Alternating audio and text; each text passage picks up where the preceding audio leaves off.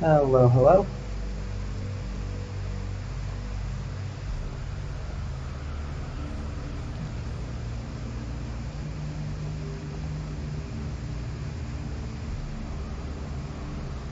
As always, we're going to get started at the 5-minute mark of going live to give people time to trickle in. So there was about 3 minutes of just hanging out here. I'll probably get back started in with the game.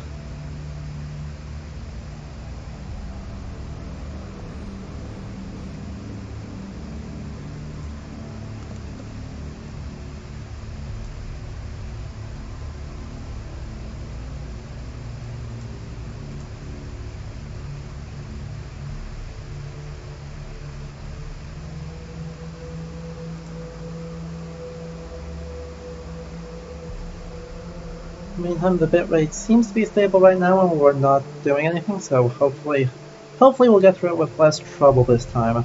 I know, obviously on the last stream we had some issues with bitrates. Hopefully that will be better this time. Unfortunately, I can't really do anything to try and fix it. Either it works or it doesn't, but we can hope. Right now it seems to be pretty stable.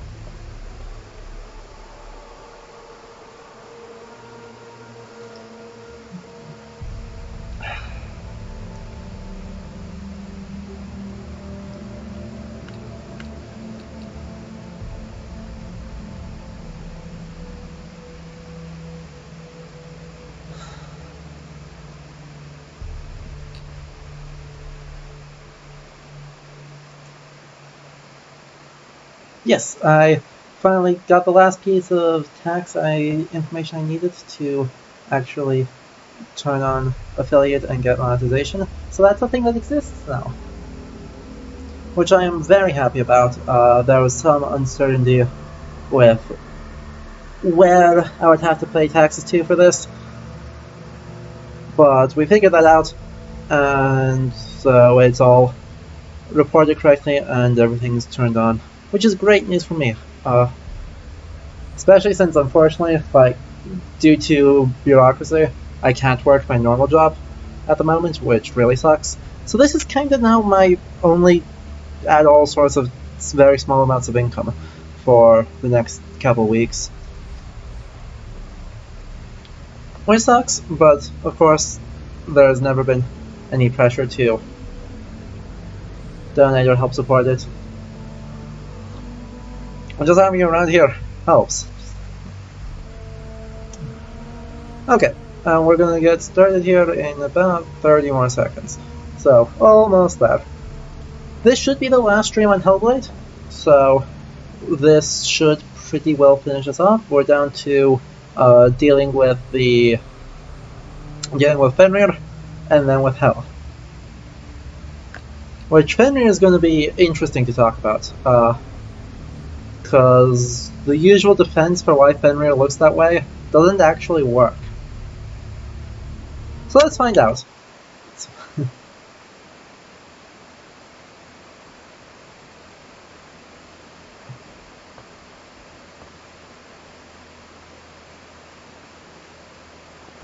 Okay. Here we go. Last stream we got Sigurðr sword grammar, and now we are... Oh, well, we have to walk back through the... We're going to have to walk back through the entrance up there and get in. I thought the game saved at the end of last stream. Apparently it didn't. Lovely. That's alright. We just get a little walk here, get to see the sunlight and these ships.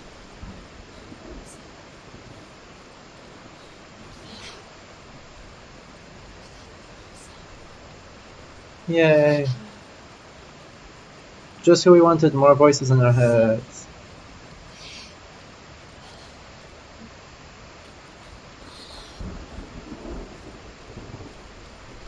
They seem pretty calm now. They're just saying hi. Anyway, we can take a look at the sword actually while we're walking. Nope. Senua is unhelpful for us. So yeah, the sword there, I mostly like it. It's just that the Keons are far more like a 12th or 13th century arming sword than they are for a Viking Age weapon. But as an object, that's perfectly fine as a thing.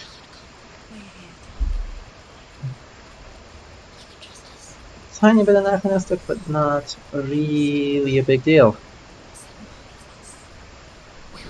Because the sword glows, so really any other things on design are way less important.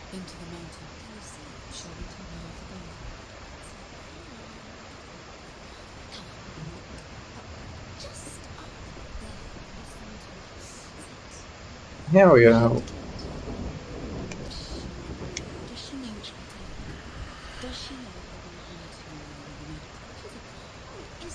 Wow. They are so annoying. I forgot how absolutely annoying these voices in the heads are. I know that's intentional, but like, as a player, they're occasionally helpful, but more often than not, they're just not cool.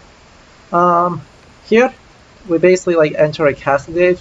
This actually double door design on a castle was a thing that existed, mostly in the later Middle Ages, but was something that they used to help if someone came in to try and break a siege.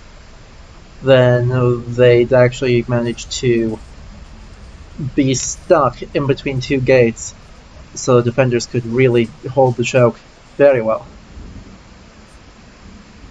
Also, this heavy stone arch looks a lot like a later medieval thing, but then we enter back into this room and it goes back to looking kind of like a Viking Age hall with the pillars. I will tell you of a great hero named Sigurd, son of Sigmund Hellblade. Born after his father's death, Sigurd is cared for by the dwarf Rain. But Rain does not love the boy. Instead, he plans to use him for his own ends. You see, Rain's father possessed a great treasure given to him by the gods. But Rain's brother, Fafnir, killed his father and took the gold all for himself. Fafnir hid the treasure out on a heath and could not leave it. And from the evil in his heart, he turned into a dark creature. A dragon. Okay, I've got a couple corrections on that one. In that Rain being a dwarf is actually not as clear-cut as it seems. And some of the Old Norse sources, he seemed pretty clear-cut as a dwarf, but in Volsunga Saga, it's never stated.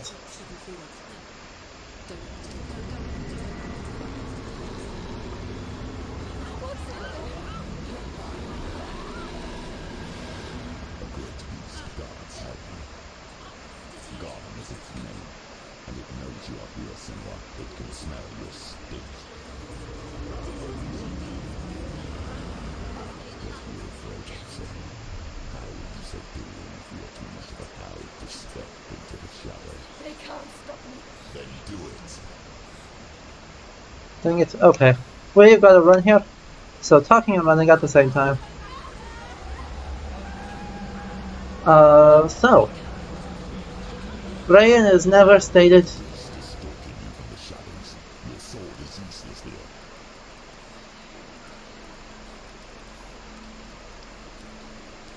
Cool. Well, there's torchlight up there, so we are going to run up there and then keep talking about Rain. So Rain is never.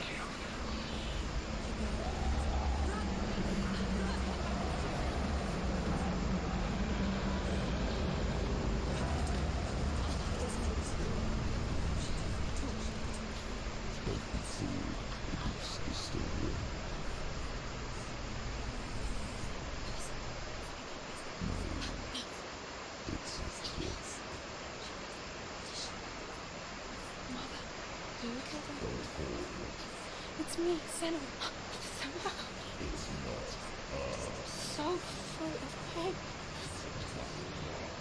I just want to help them. Tell me what to do. Your father wants them to go away. He only hurts me to silence them. But he's gone now. He always come back.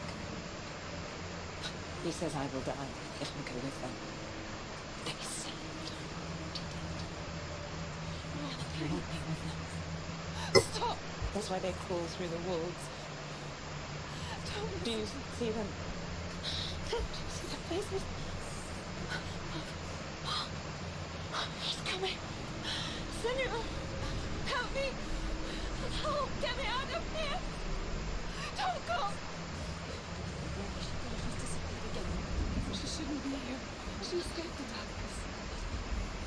She took her own life to escape it. She can't remember when it started. When her mother lost her smile. Her eyes gazing past her towards a world she couldn't see. This is what happens if you reach for the underworld, he said. It was a lot to take in for a child. And the first time she felt the cold, chill, fear. I don't talk much about her father. Simba. I suppose I just didn't want to risk upsetting her. But it doesn't matter now, does it?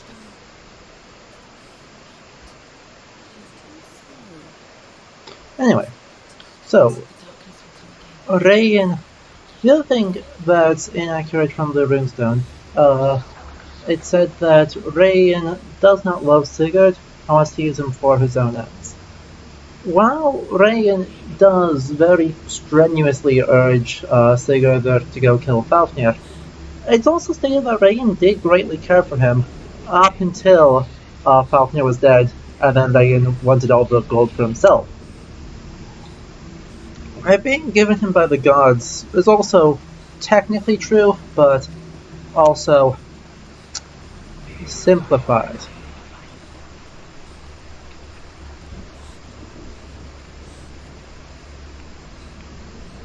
Oh, hello, there's a dish with hell on it. Anyway, I can at least light this. Oh, right, the shadow gets cast.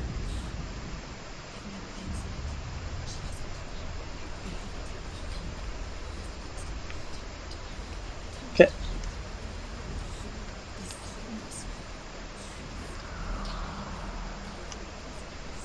Okay. The runestone also said that Fafnir's treasure was given to Rayen's father by the gods. This is true, but the reason why the gods gave Rayen's father the treasure is that they killed Rayen's oldest brother. Quite brutally. Rayen's oldest brother was named Otur, which translates to otter, and means, well, is pretty much descriptive for his name. He liked to shapeshift into the form of an otter and go play in the river and hunt fish for the family. Loki, Odin, and Heimdall, and Heinir, and Heinir were traveling in the area, and they thought that would make a great son otter hunting. I thought that would make a pretty good gift. So they killed the otter and brought him to Rayen's father as a gift. Rayen's father was pretty furious at this, obviously, and said, in order to make compensation for this, you need to fill the entire hide of Otur here with gold, and not even a single hair can be left uncovered.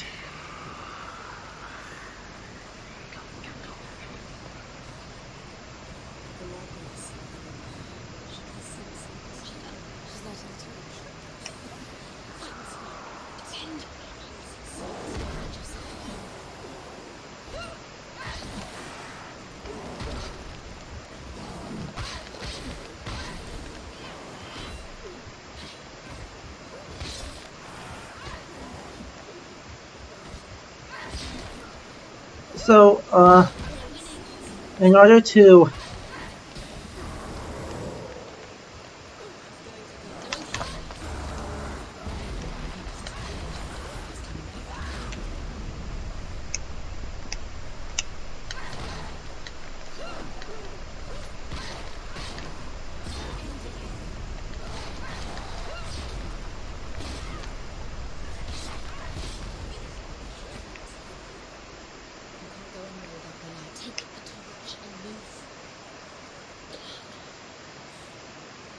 Okay.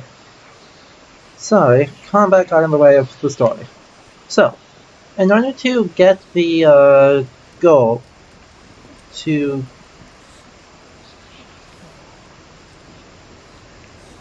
interesting.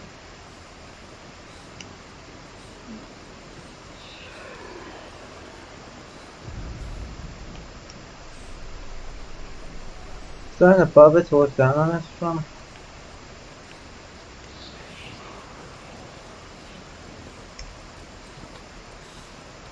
There it is, yes.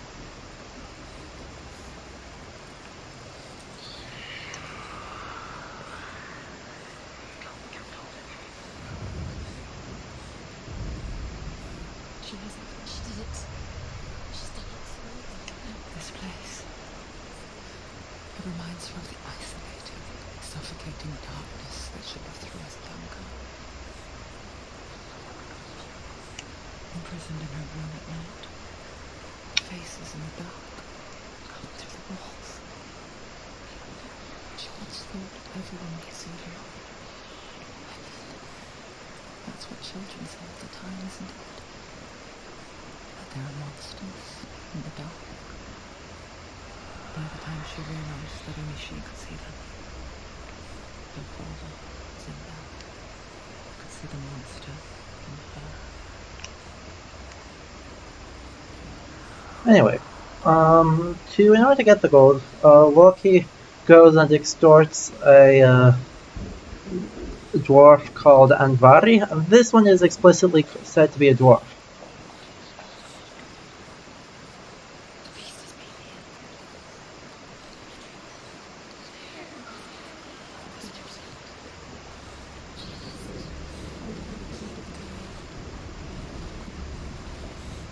Oh, the torch is gonna go out here. This is no good.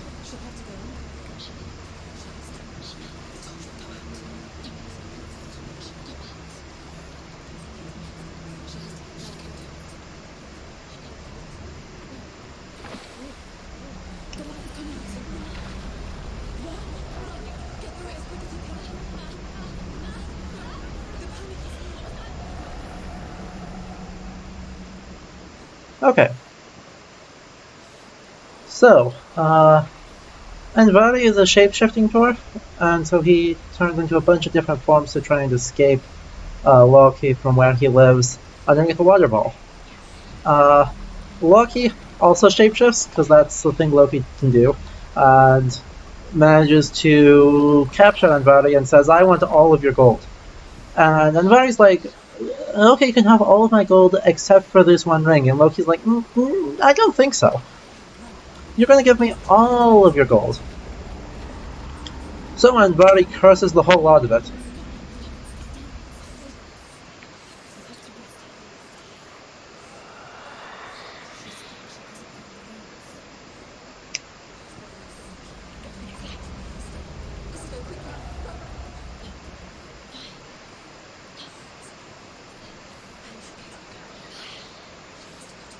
Okay.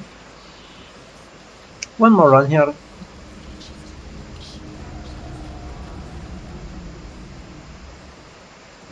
And then one more.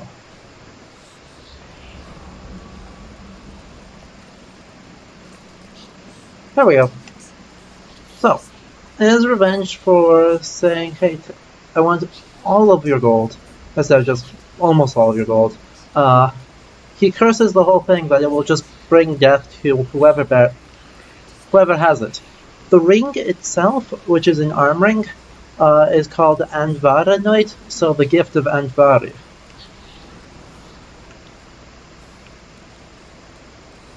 From the gift of Andvari, well, Loki gives it to Odin, and then they go and give the whole lot, except Anvaranoid, to Uther's father. And Uther's father inspects the whole lot of it and says, no, there's one hair missing. You need to give me Anvaranoid too. Until the curse gets handed down to the whole thing. Fafnir is the middle son and is the strongest of the lot of them. Regin is the youngest and in his opinion the weakest, but he's an exceptionally talented smith. So Fafnir kills his father and then denies his inheritance to Regin. Fafnir also interestingly has an Aegishjálmur, or a Helm of Terror, which is a borrowing from Greek tradition, so Volsunga Saga is clearly drawing on that. It's not purely pagan. But yeah, the dragon has a Helm of Terror in case he needed to be scarier. Rain the dwarf's sole desire is to possess this dragon's accursed treasure, and he uses Sigurd to reclaim it. He tells Sigurd the story of Fafnir's gold, and the good-hearted hero promises to slay the dragon if Rain will forge a strong sword for him. Sigurd remembers that his father once possessed a sword given to him by Odin. Odin broke the sword to bring about Sigmund's death, but Sigurd's mother still has the pieces, and so Rain reforges the famous sword. Sigurd uses the sword first to avenge his father, and then he and Rain go in search of Fafnir. So yeah, this is accurate, more or less. Okay, I'm not sure where this... It says I'm close, but I'm not sure where it actually is.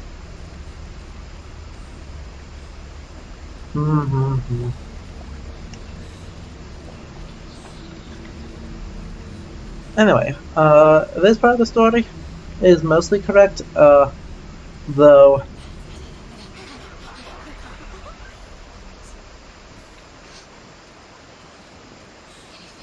Oh, that's how it is. Okay.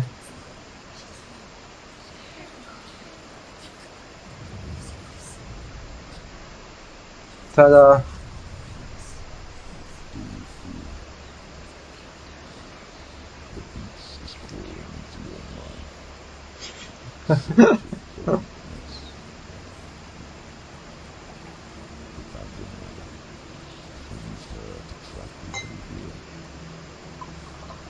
Did you see her die?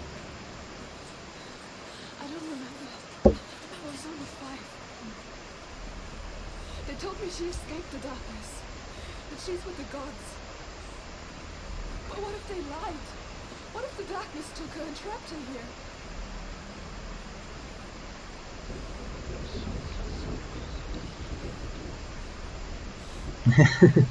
So, when reforging the sword, so Sigurd there's only like 12 at this point. Just gonna throw that one out there. He does this all when he's like 12 to 14. But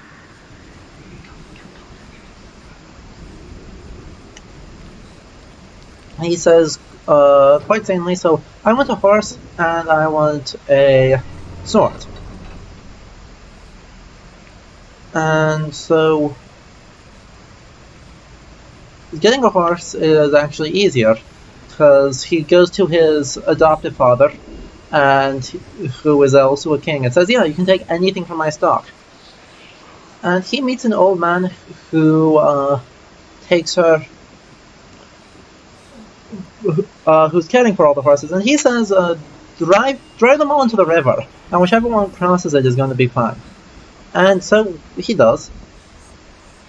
And only one crosses it. Some of them stop, some of them get washed away. Only one crosses it. That one is Grani, a descendant of Odin's horse, Sleipnir, who is famously, his mother is Loki. Good times. Getting the sword is actually his third attempt, though. Rain forges 2 swords first, and Sigurd just shatters them on the anvil, and then he reforges the shards of Sigmunder's sword. And so then immediately Sigurd says, "No, we'll do Fafnir later," and goes off and avenges his father in a very long, drawn-out section, which has a lot of the heroic poems of the Codex Regius deal with that.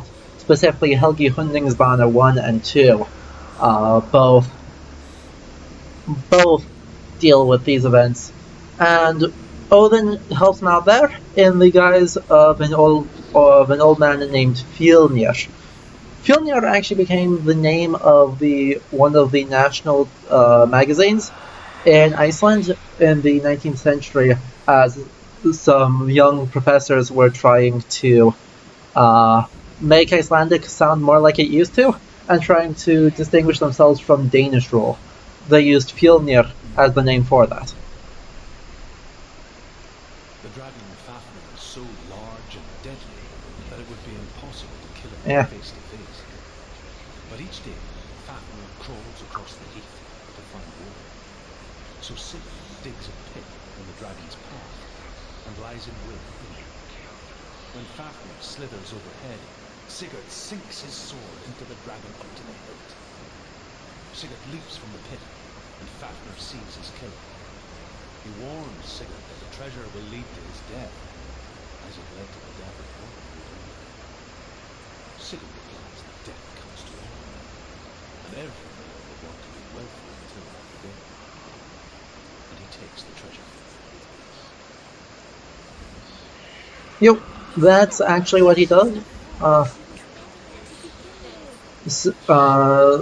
In the Codex Regius, so in the Poetic Edda, Regensmaul and Faustusmaul, or mostly Faustusmaul, deal with these events. After Fafnir dies, he recites this big long poem predicting Sigurd's future.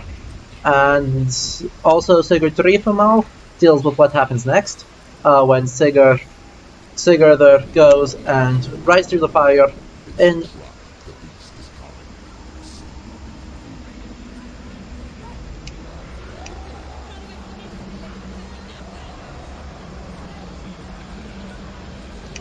Hello? Hello? My controller literally stopped working.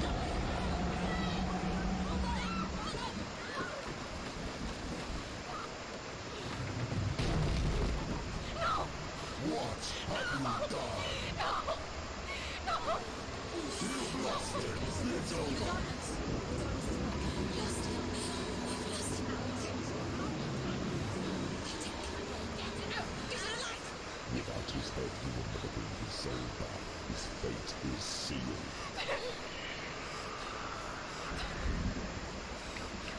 Now you can see at your weakest. The time you suffered as a child at the hands of your fathers, you may well repine for you. Do you remember that darkness, son? The beast is bringing it back.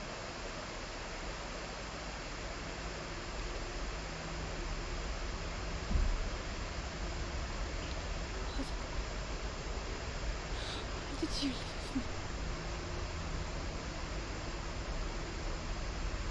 This darkness. It's spreading.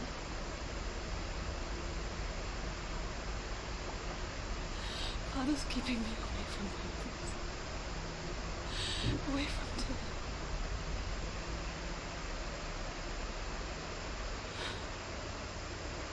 I won't give up. I'm not going to rot in here.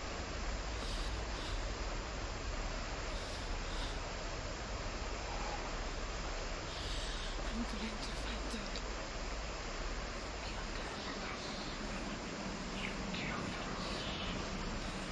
Okay, so that went poorly. I suppose we could get...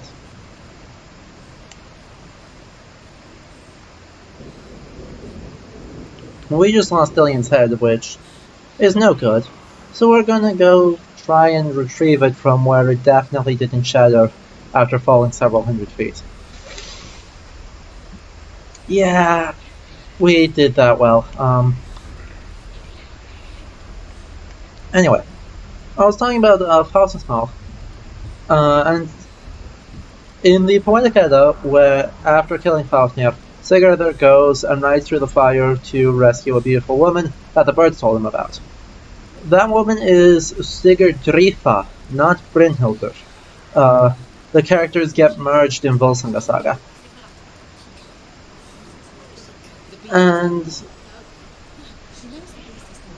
Sigurdrifa tells him a whole bunch of runes and prophecies his life like Fafnir did, and says, "You're going to die painfully." And he's like, "That'd be scary if I was going to live forever. But nobody lives forever, and so it's better to earn renown through great deeds than it is to live in fear." Which I think is a pretty good ethos to have.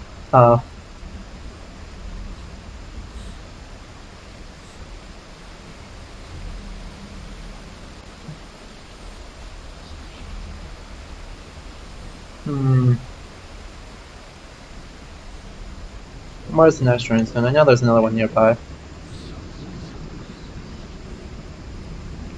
Nope, not yet. Okay.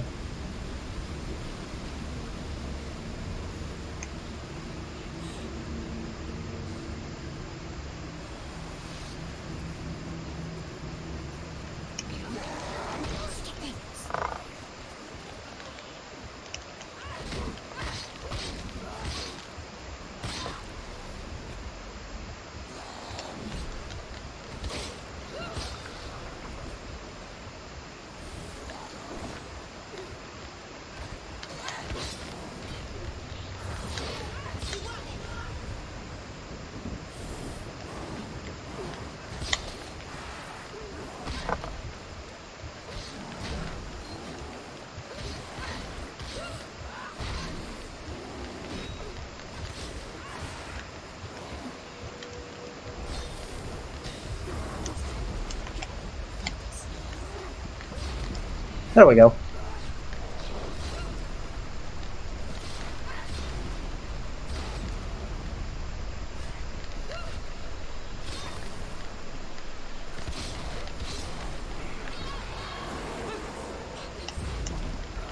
Cool. Glad to know I still have focus up.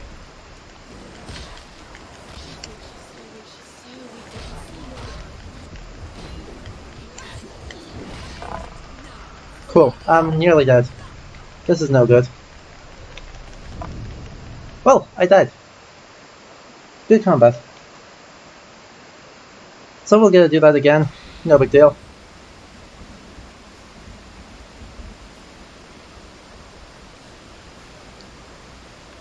Hello. Game, please cooperate. There we go. Anyway, so yeah.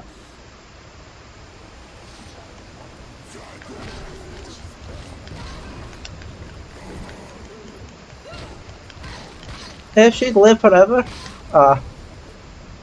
dying would be a bad thing. But she's not going to, so... Or... He's not going to, because no one's going to. So, better to win renown through great deeds.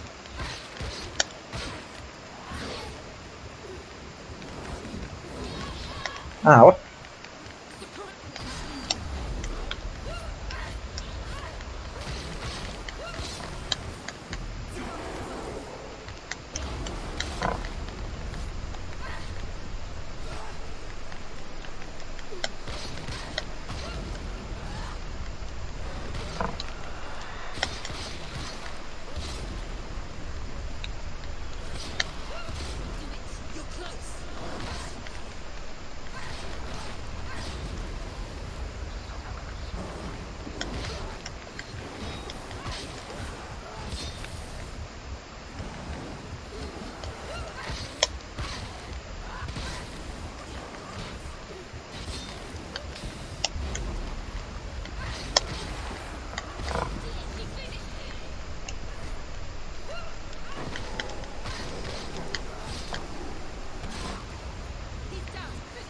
There we go. Did it better this time. Combat takes a lot of focus. So, we did that. Senua has managed to take care of the first part of this problem. And so now we keep going down through here. Here we have like hanging medieval like torture cages for no reason. This design continues to fit better. Well, much later, if even medieval at all. The weird thing of this area is that while the previous areas, especially the beach, was really trying to be plausibly Viking Age Scandinavian, here they're not even trying to be. Like this is not Viking Age. I mean, these aren't really medieval at all. They're more fantasy and Victorian ideas of what the medieval was. Same with this iron fencing, it just would not and could not exist. Okay, so this area is all blocked off. Cool, my button's broken. My area is blocked off, so we go back this way.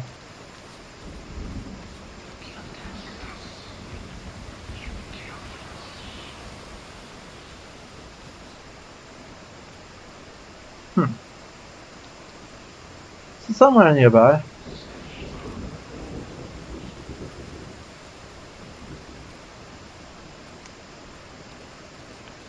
Not exactly sure where. Because this doesn't go anywhere.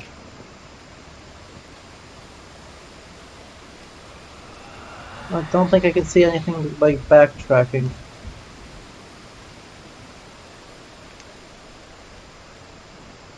Yeah, that doesn't show me anything. So, not entirely sure what's supposed to happen here.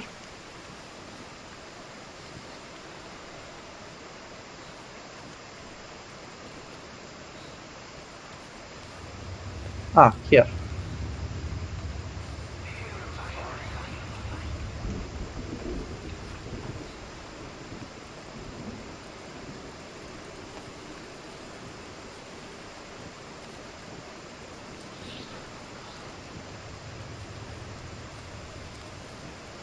That must cast a shadow.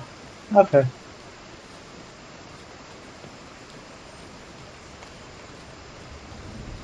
Anyway. But yeah, you're right, Leander. I did answer that earlier, but you are definitely right. Grani is an exceptionally good horse.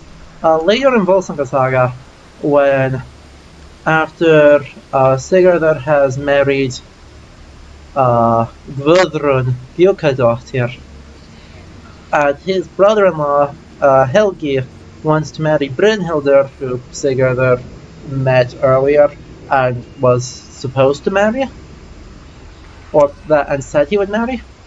Grani is the only horse that would cross the flame barrier protecting Brynhildur. And he would only do that if Sigurdur was riding him. So there ends up actually being like shape-shifting shenanigans.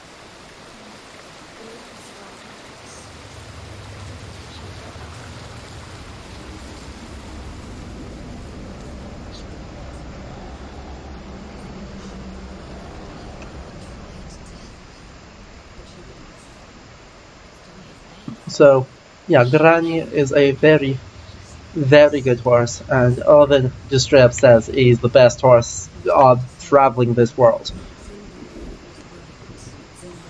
Sadly, Grani kind of just disappears from the narrative about after accomplishing this great feat. Like, he just doesn't... I don't think he ever gets mentioned again after that.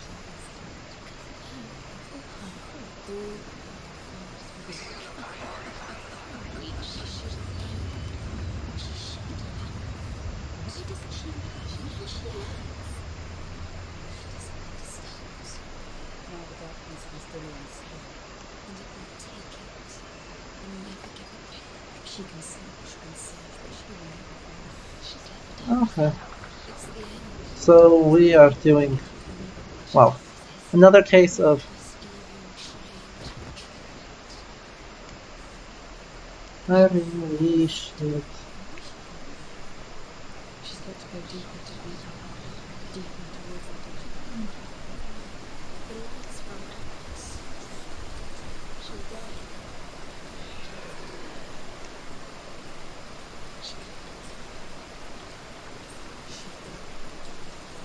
We have to get around the other side first, but first there's a brimstone.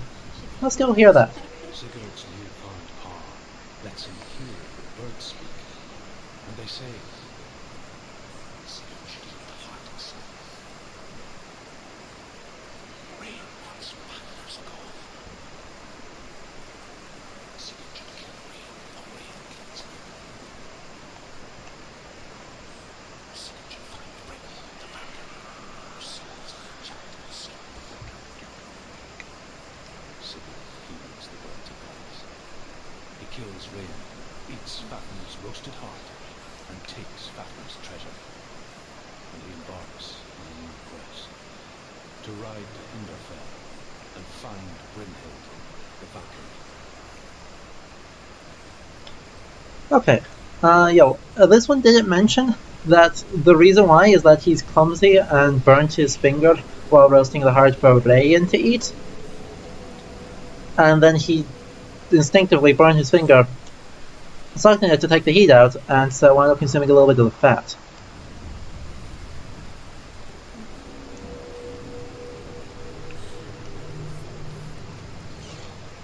What I want to check before I run through there is I want to make sure that I can get light in there, so he doesn't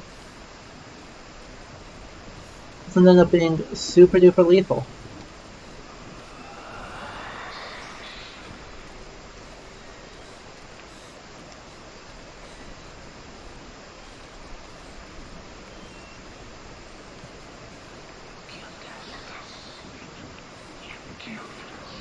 What's she doing? She's making light. She's making a fire. She's got light on the other side. Okay. So this is gonna be spooky. And a salmon.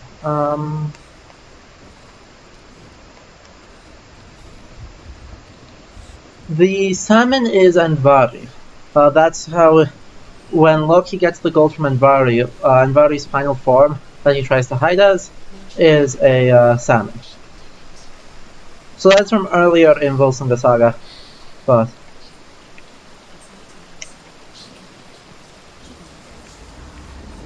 anyway, we've got to run here through the spookiness.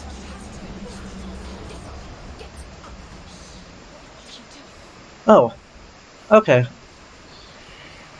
Yeah, I mean, there's fairly close parallels between Irish and Norse, but yeah, that does sound like a case of just kind of the same folk type showing up. There's a few in the Tale of the 1001 Nights, so Arabic, with a similar, you catch a fish, it either grants you wishes or it gives you some supernatural wisdom.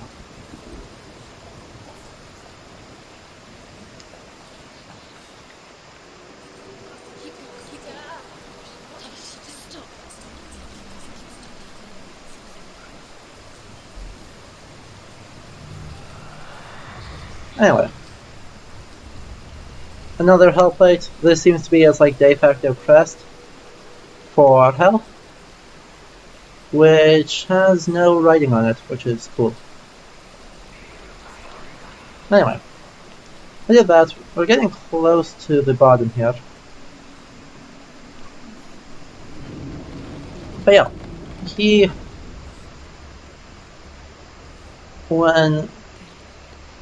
okay, more talking.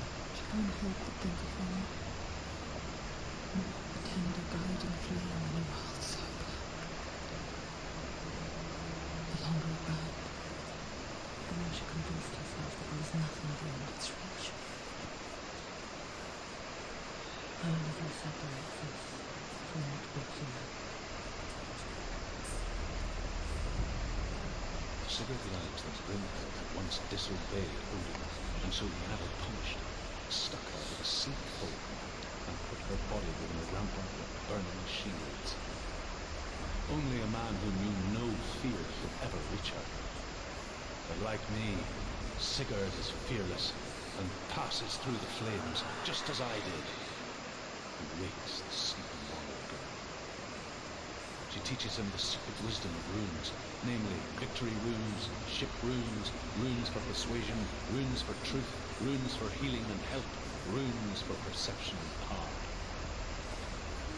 Like Sigurd, the greatest young warrior of the North, you must learn the secrets of the runes to fight amongst the gods in hell. Okay, well, having done that, we have a very long combat section to deal with.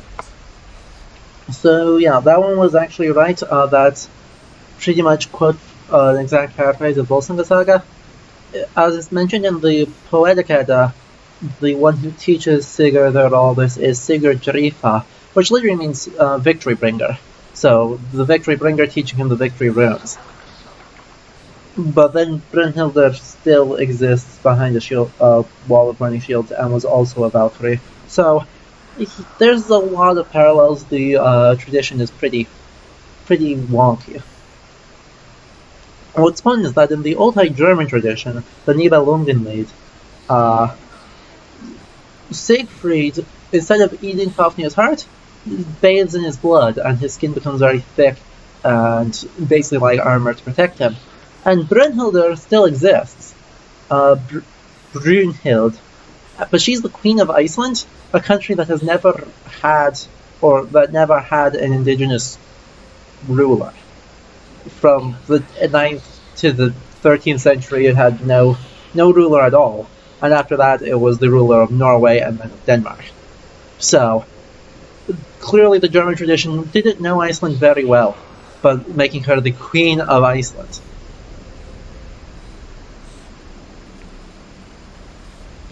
Anyway, having done that, we are about to... Could you not? Come on, Hans. That's not needed. Super not needed. Anyway, we're about to fight the final boss of this area. So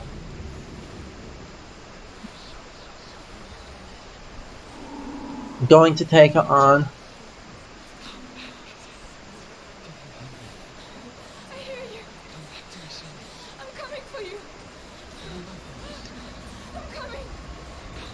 So, we're going to fight Fafnir, or, well, this area is Fafnir. This is supposed to be Fenrir, it seems.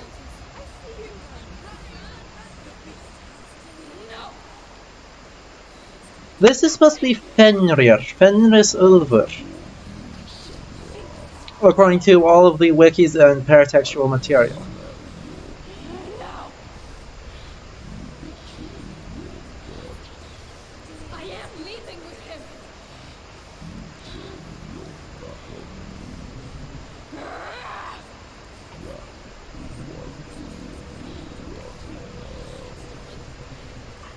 Correct, but that's a boar.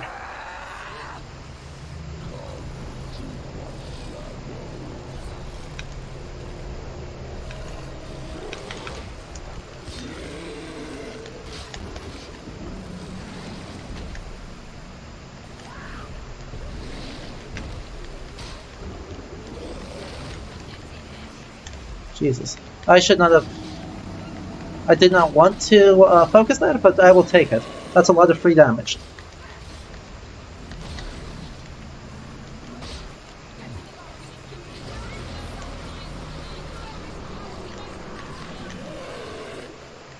There we go.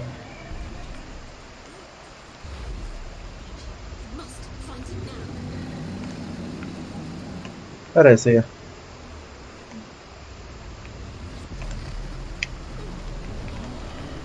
Cool.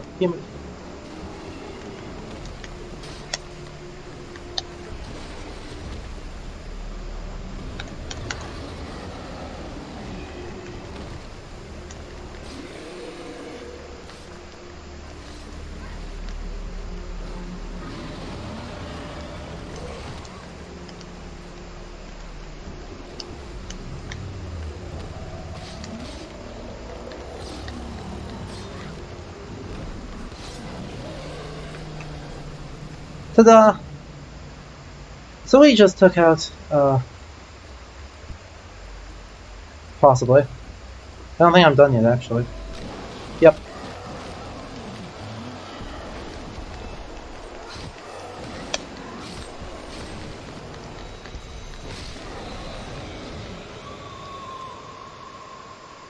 There we go.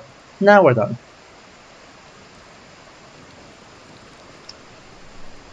People think of evil as an unnatural, invisible force, and so invoke the gods for protection. But evil can come from the hand behind the gods. A familiar hand, cold and cruel. He tried to fix her with rituals, kept her trapped in that hole. She couldn't say which was worse. The darkness. Or the monster that her father had become. She couldn't fight them off. And so she left.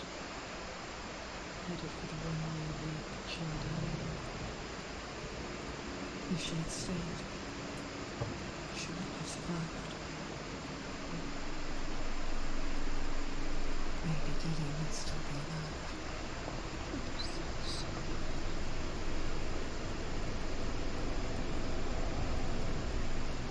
She will save us soon. Even if this time she can't save her now. So yeah, most of the wiki material and other things say that that is supposed to be Fenrir. I know you have no reason to trust me anymore. But believe this, it was my mission to make you hate, to hate the darkness with a passion so grim and because of my name is blessed.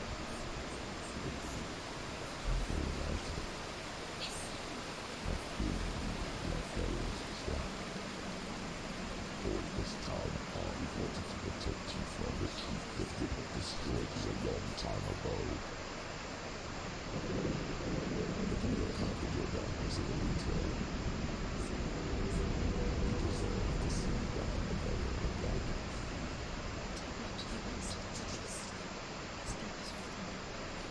I won't stand in your way. You will not survive what is in you.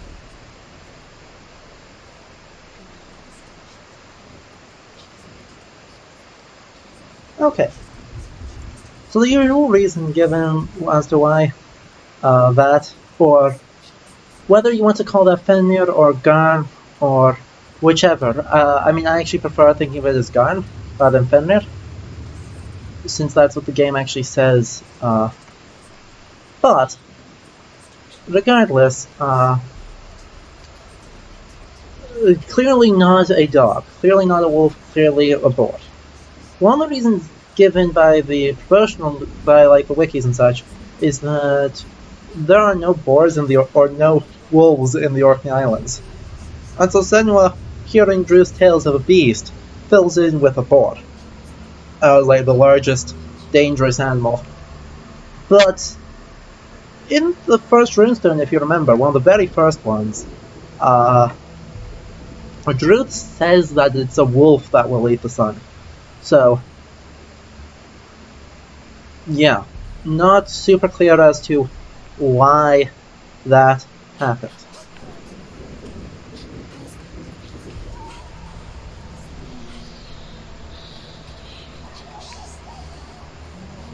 So, Mother,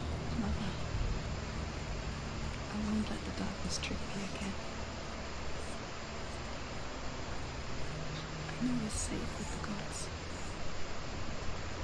this timeline of the game, well, Feel Hela's gaze, searching for secrets inside of me. Secrets that even I can't see. I'm not here to fight my past. I'm here for Dorian. I will fulfill my vow, whatever the cost.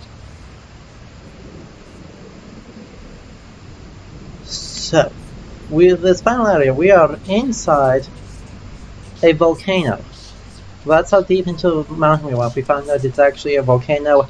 This is the magma chamber, which is wild. Volcanoes in Iceland, well, obviously there's a whole bunch of them physically. Reykjanes is currently actually trying or considering erupting.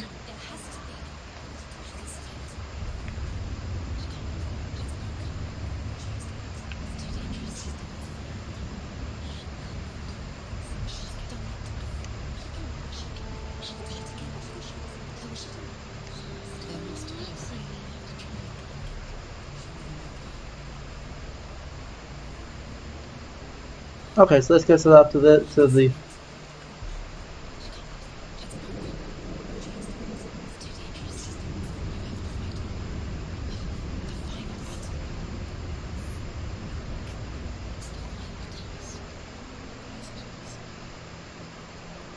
So, if we make it across that, we're going to be fine. Mother, you showed me how to see further, to see the hidden wonders in our world, and explore new paths into the unknown. To lead so that others may follow, or to warn so that they may avoid. That is our gift and our duty. I'm not going to look away in fear anymore.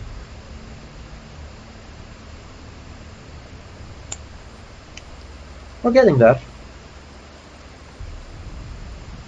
The Northmen say the gods will fight their last battle at Ragnarok. Their watchmen will blow the horn that can be heard through the whole world. And Odin will speak with the severed head of Mimir, which gives him good counsel. The land of the giants will thunder with the sound of the army on the move. The gods will assemble. The dwarves will leave their stones. The frost giants will come from the east. The Midgard serpent will turn up the waves. Eagles will scream and tear at the corpses with their yellow beaks. The ship of the dead will set sail.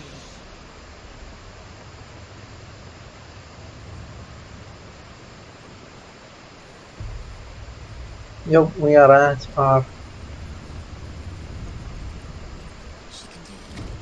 final battle.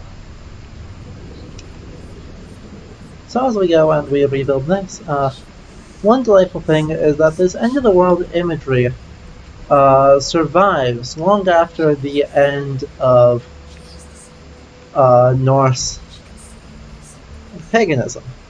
It's one of the Thor fighting the Midgard serpent, Jormungandr, or Midgard's Ormur, whichever you prefer,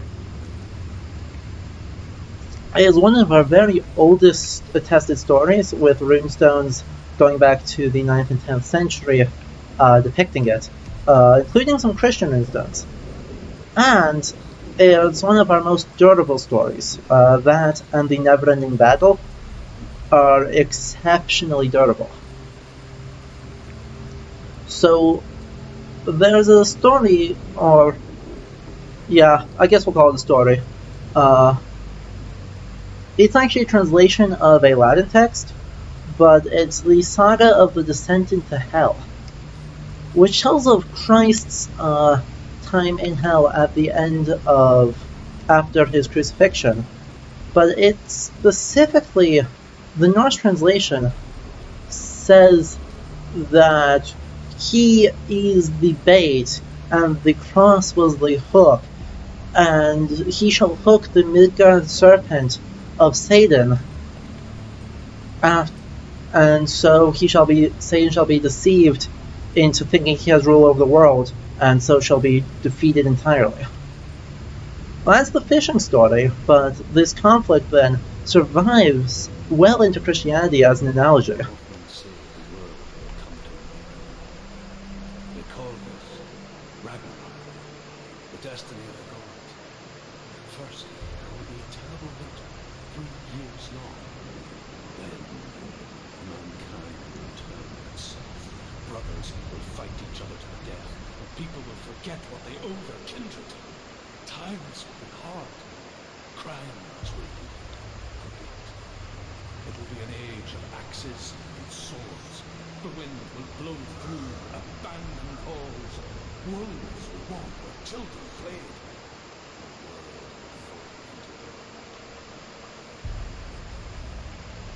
Yeah. A nice theory that's been proposed. Since we're inside a volcano, it's appropriate.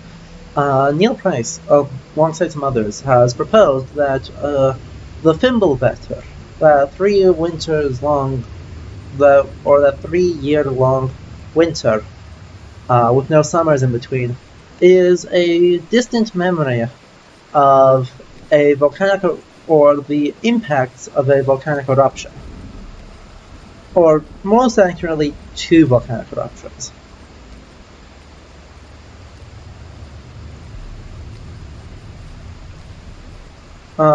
These eruptions are in 536 and 540 CE, and are 2 of the most significant volcanic eruptions for historical impact.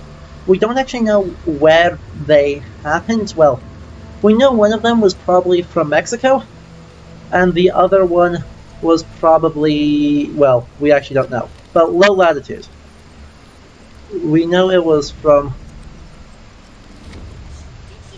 close to the equator, because a large-scale volcanic eruption will actually send sulfate gas into the stratosphere, and so it will actually tend to cause cooling in Europe.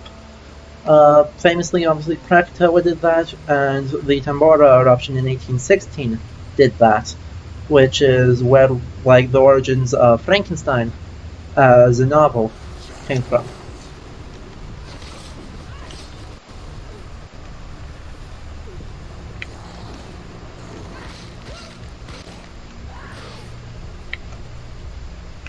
Oh wait, you're not dead yet. Hello. Please die.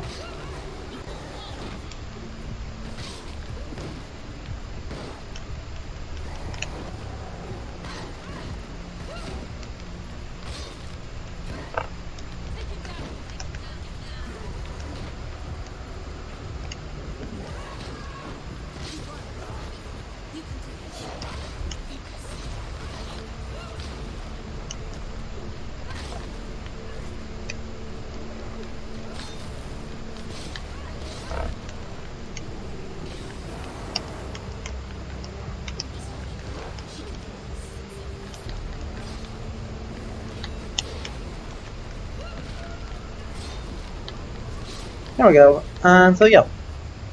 Yay, good fight. Where was I? God, combat screws me up every time. So, these eruptions will cause pretty predictable impacts, and so usually they cause cooling in Europe. And around that same time, we have some runestones or engraved images from the Bronze Age that show sun symbols. In the middle of the 6th century, these sun symbols completely disappear, and then by the time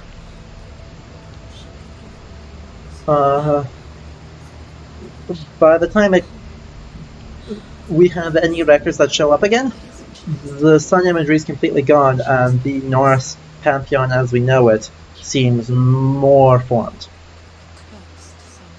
So sometime around then, there's kind of a gap that maybe is an origin point based on some of those changes, which is pretty cool.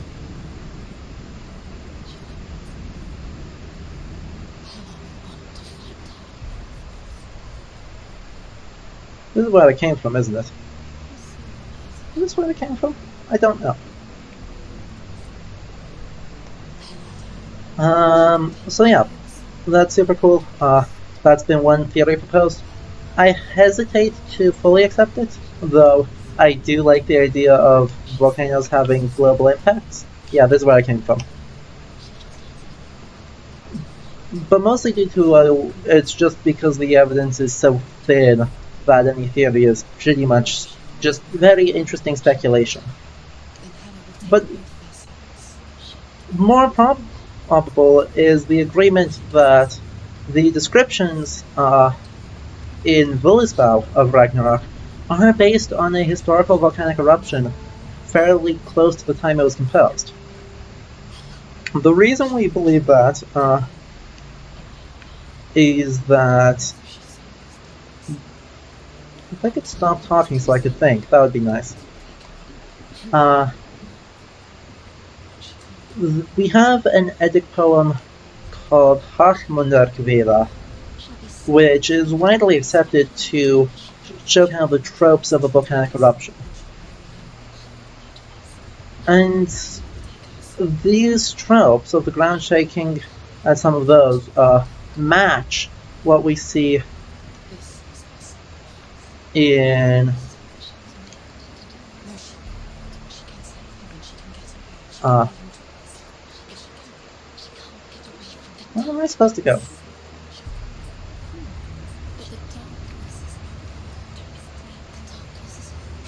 So Volusbau shows the same things as Hartmann-Krivia does. And because of that, we kind of accept that it's based on an actual volcanic eruption.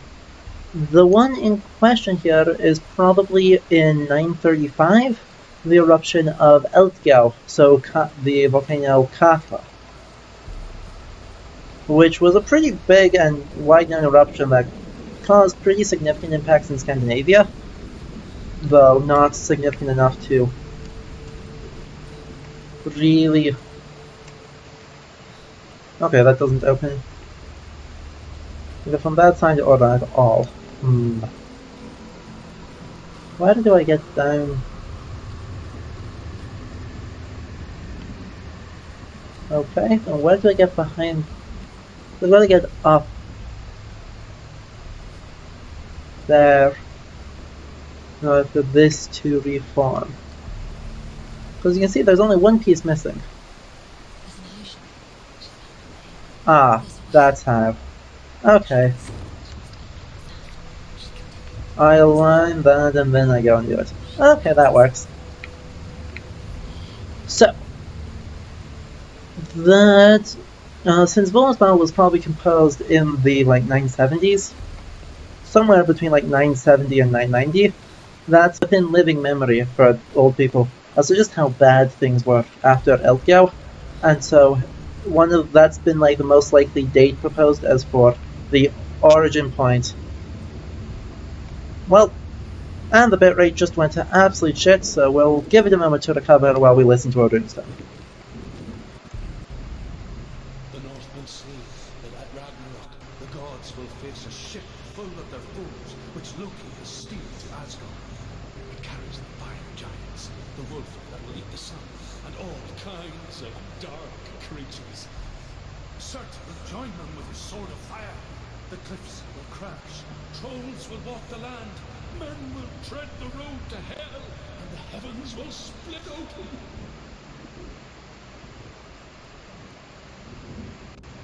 That was a short one.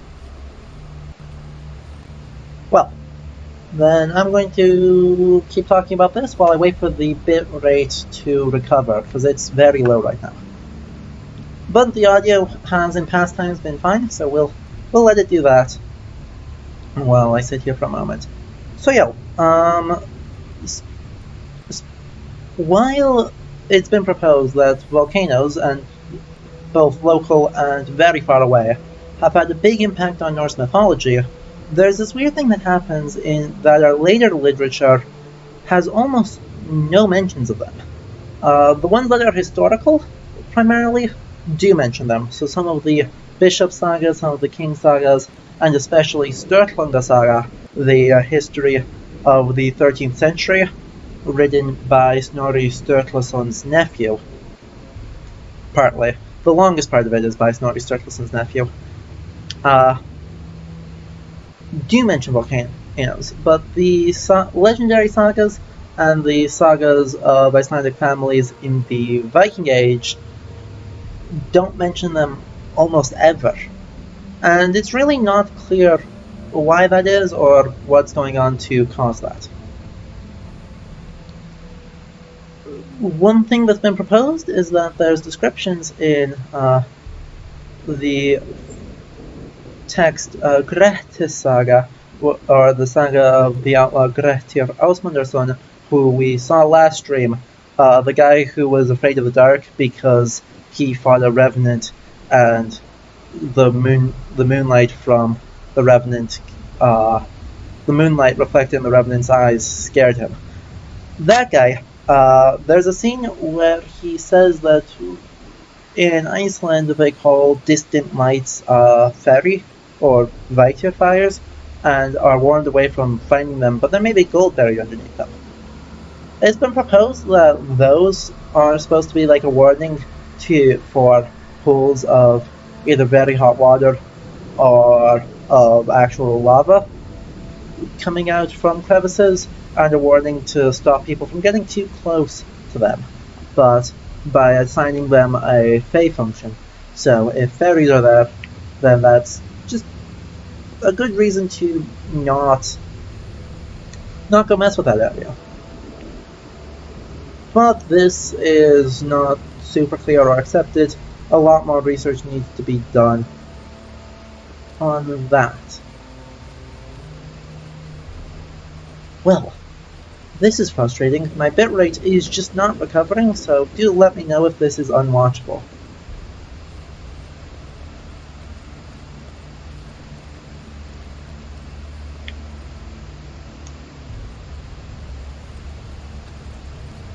Ah, yeah. Yes.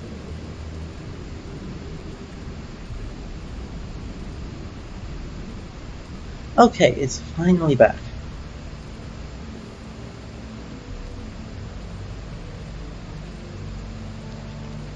Apologies for that. Apologies for you guys having to watch a slideshow, but we do seem to be back now.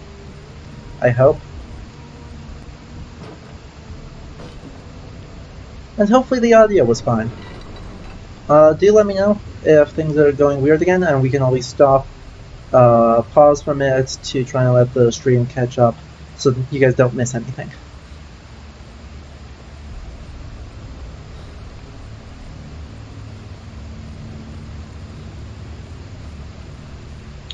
Especially since we're very, very close to the end. I'm about to finish right here. Oh, let me go up first. Let me finish going up, because I believe there's a runestone farther up. Yeah. The last runestone in the thing.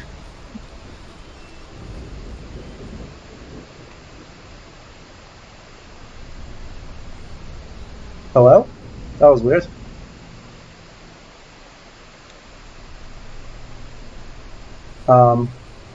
Game? Hello?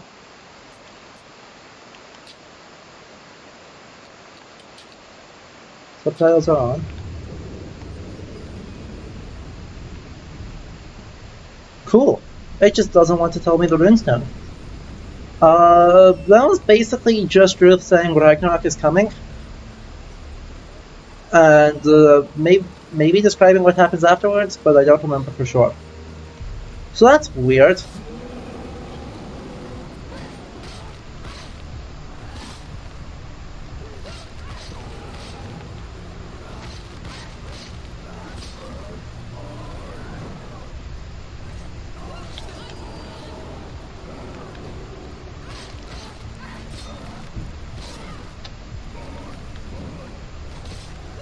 We were doing so well. We got like over an hour before things went bad. Ow.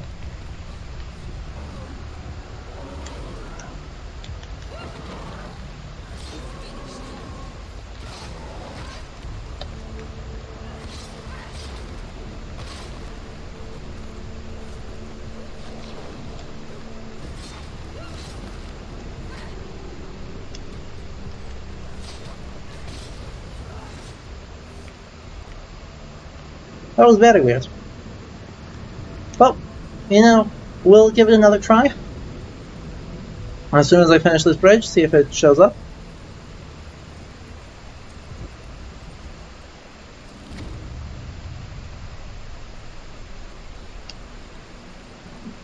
And if not, we still should have gotten the credit for activating it. So I believe we hit every single runestone in the game. I don't think I missed any of them. I may have missed one in the last section. But if we got them all, we'll get a bonus scene. Awesome. Good to know. The sound on this runestone still is broken. That's really quite sad. So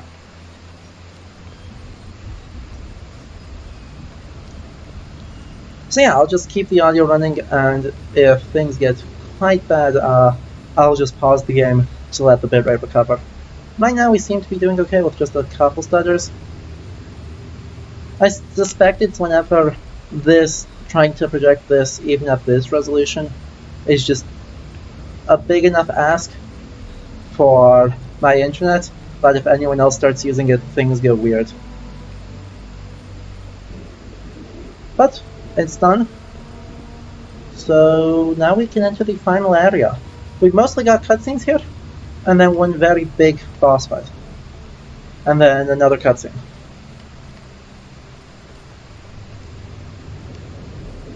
Going across the bridge, the yellow sulfur of the volcano below us, and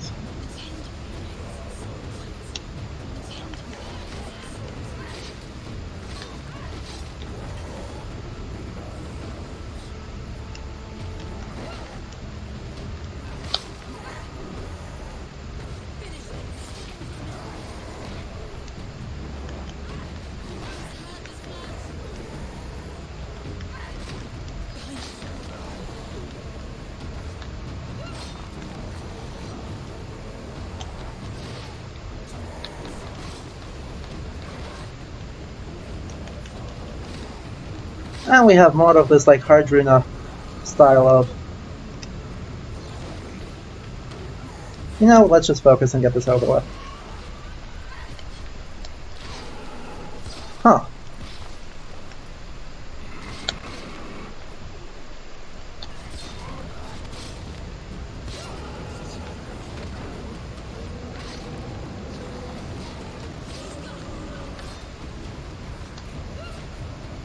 Okay, we got two more of these guys coming in, and ow.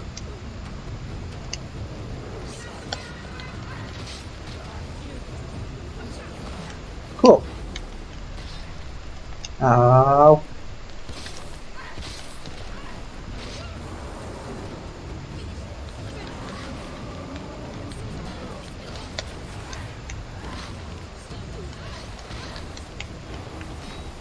There it is.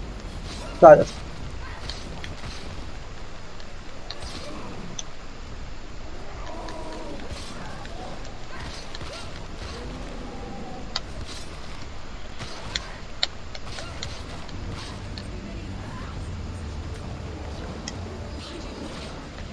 God damn it, there are so many of them right now. I am not in a good position. I am really not in a good position. I'm mashing like hell. I'm gonna try and just survive until I get focus up. Oh, I do have it up. Awesome. That makes it easier.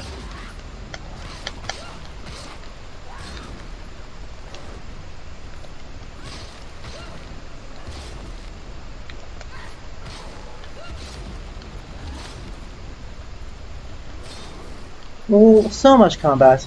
Combat is not the most interesting thing, but it's at this point it's difficult enough thing that I don't feel confident in talking about sagas accurately while trying to pay attention to this.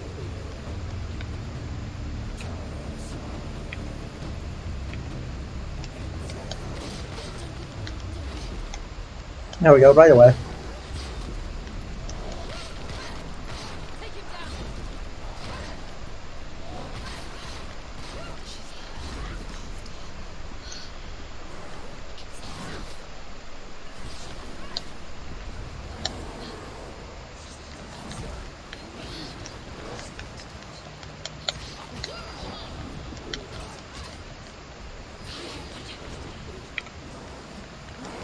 Jesus, they just don't stop.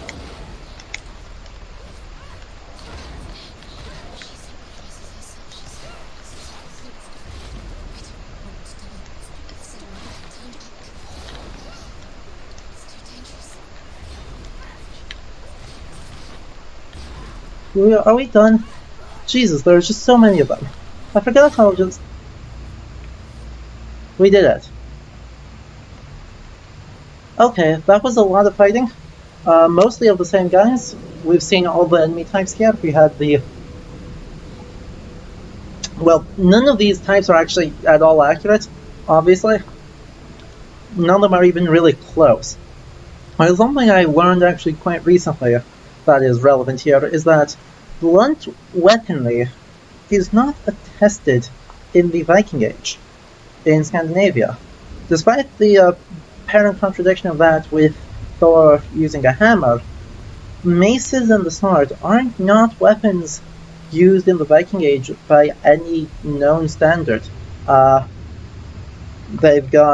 We have spears, axes, and swords, but really no maces.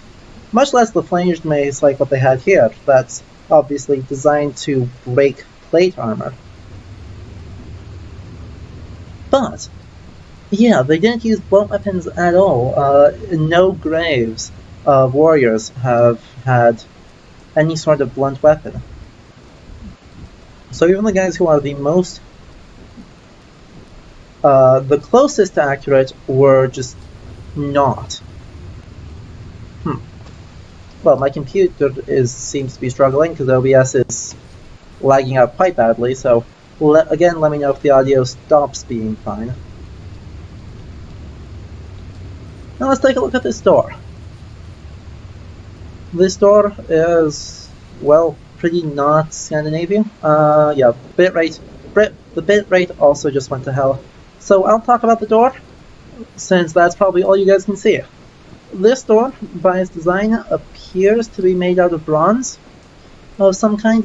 You can see that there's like greenish specks around the three-pointed knot,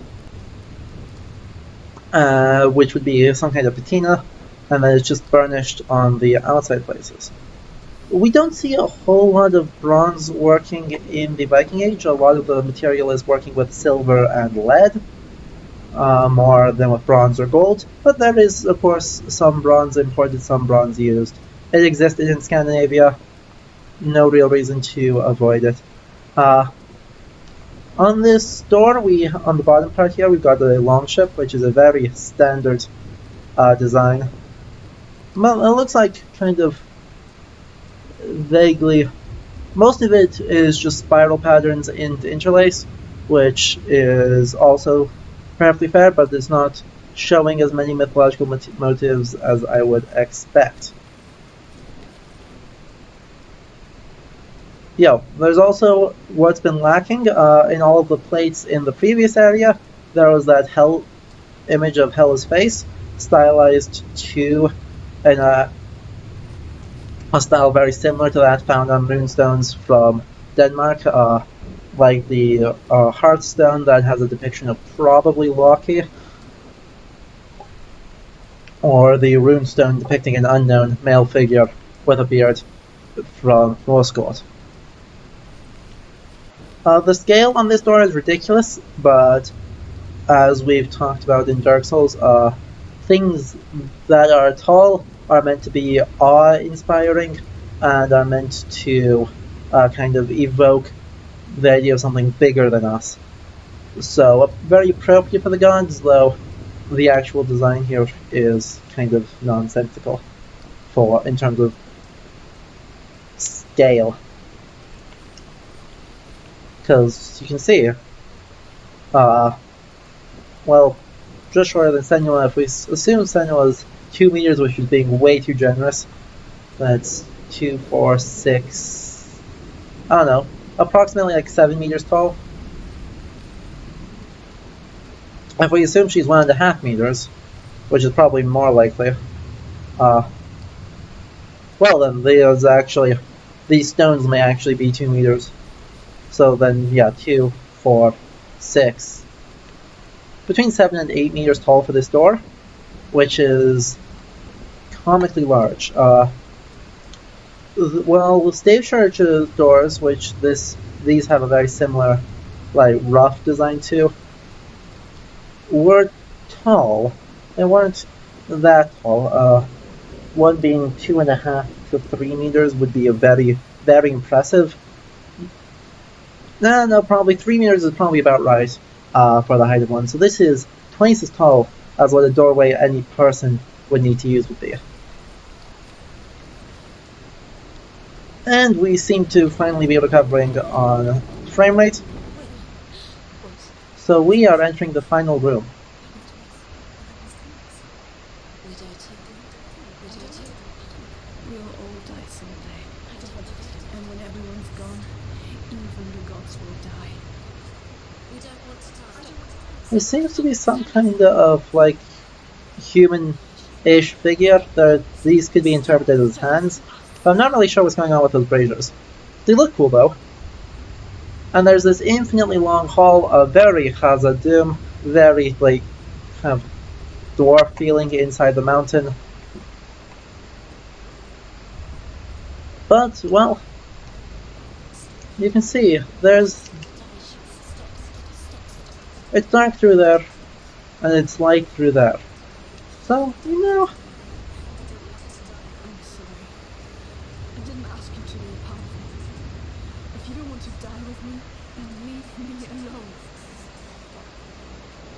So we are forced to go in to here.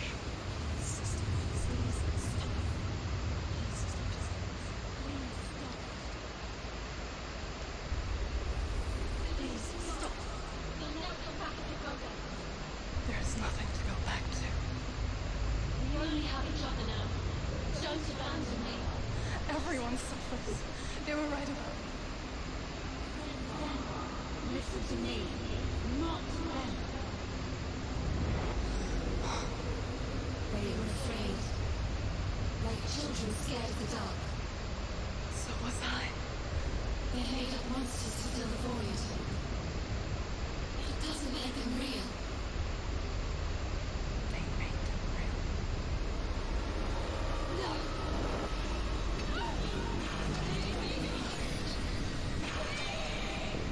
soul, let go with the center of all. For where lies your weakness, in the darkness you'll find it. So, we passed through this mirror.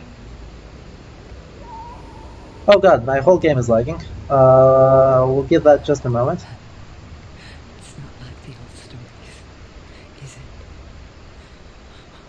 The noble warrior facing evil in search of victory and honor. Clear dividing lines. No. This place is not quite like that. It's as if it knows that true torment lies within. Memories you cannot defeat, cannot escape. This is her hell. So, the bitrate went bad again, but this is actually game lag, I think, more than the bitrate of the stream, because that whole thing lagged very badly for me. The backside of this, I'm not really sure what this design is supposed to be. So, it's still aesthetically pleasing, but now, finally, all the voices have shut up, so maybe I can remember one more story to tell. But first, we have more cutscenes. I believe we still get the special scene here, because here, along the rim here, you can see all of the things. What I should have done, and I'll do that right now while this scene plays, is look up what all the runes read.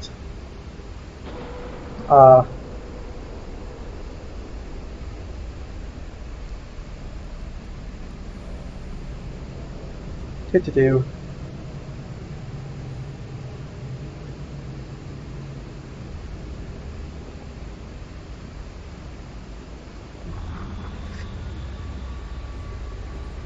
Okay. Well, let's take a look. Yes, I did get them all.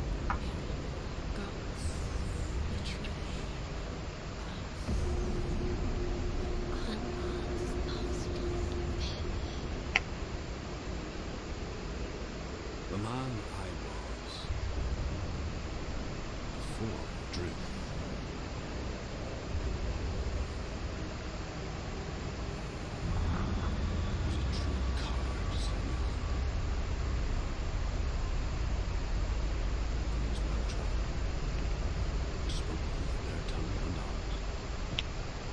took me as a slave.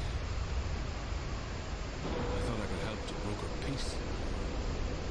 Or at least stay their hands from slaughter. Under torture. I did no such thing. I led them to the treasures and slaves they sought. But I wasn't the only one. Another came to the Northmen willingly, offering a bargain, a man in black from your lands. And he was offered safe passage for his treason. In the end, Zenia, it isn't the gods that cause us so much suffering. Those closest to us. So yeah, it actually did say it in the voices right before the scene. Seek Hela's truth in mirror. Gods betray us, unmask fear.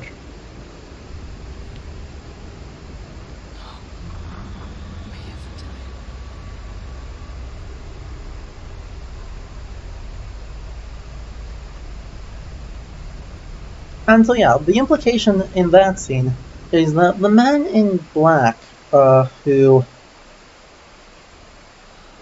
led the Vikings to Orkney is implied to be Zindel, Senua's father. It's not clear, obviously, it's never explicitly said, but I think that is the goal. And here we see Galena's face.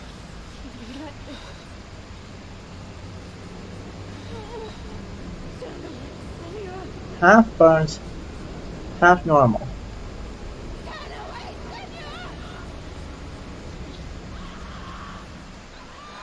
You see it, son. Do you see the darkness? Faces, fear and suffering. You can see it.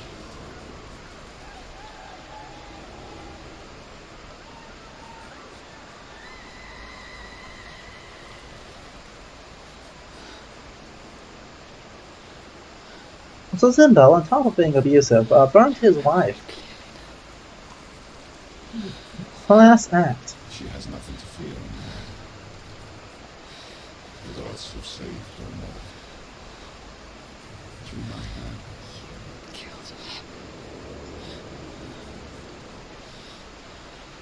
It is the will of the gods. Fuck the gods! You did this to her! Why? This is what happens when you listen to the voices of the undead. They crawl into your soul and rot you from the inside. Defy the gods like your mother, and the darkness will come from you too. You understand?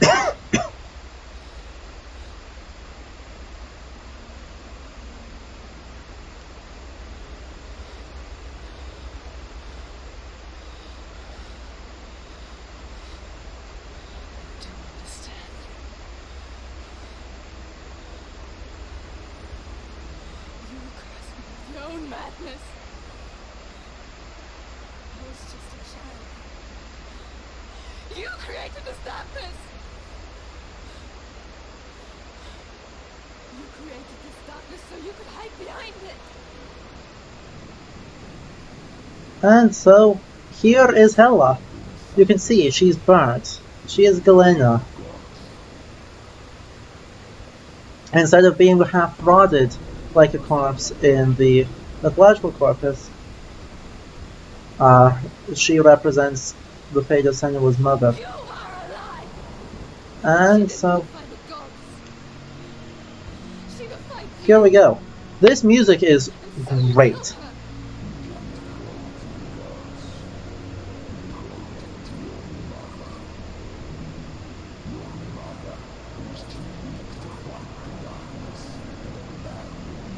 You tortured her.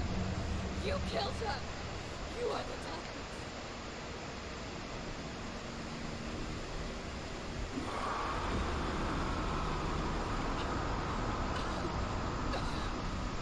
rituals to the years of isolation, the pain that still haunts you. It was the only way to fight the force within you. The darkness is essentially destroyed. You're a liar! No, Senora. The darkness is here. You can't wish it away. It will watch as you drill your last dying gasp. I won't let you kill me!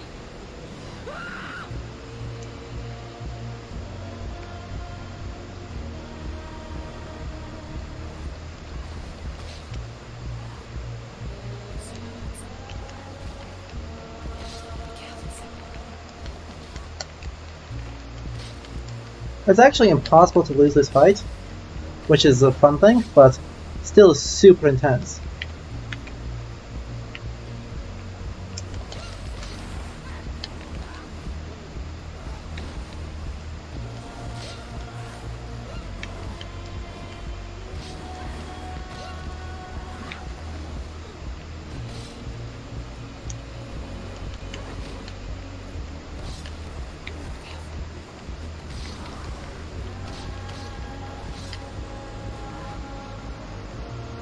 So I've been trying to figure out for a long time what changing the music here so dramatically from what we're used to does.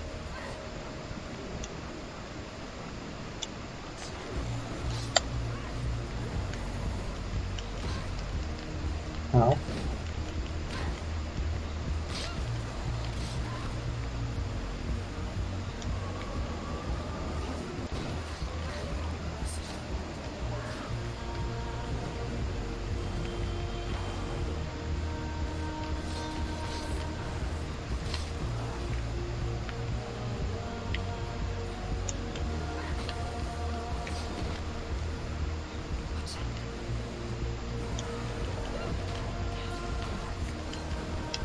Here, let's just focus since we've got a lot of that, so we can one-shot everything.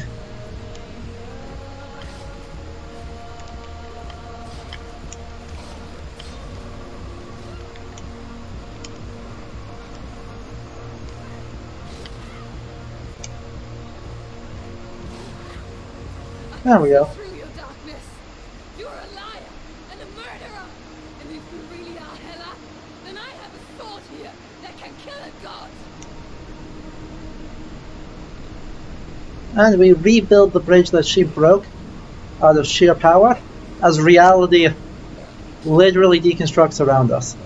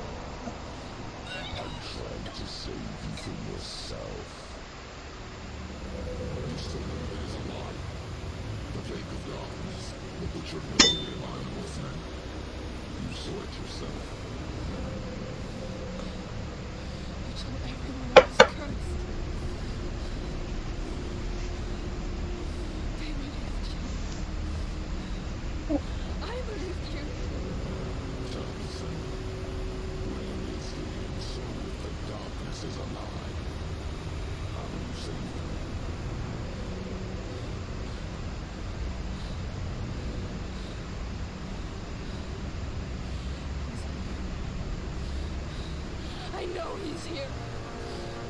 And the music picks up again, and we keep going. Dillian, I know you're here. Hold on. I'll find you. Okay, here we have actually Surtur with his executioner sword and his wicker man. As we just repeat.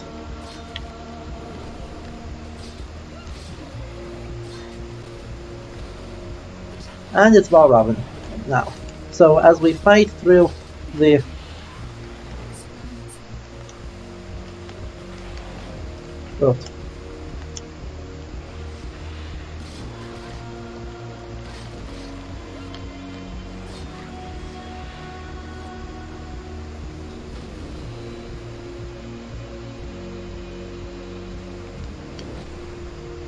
fight through it, we fight through these old bosses, reliving this torment.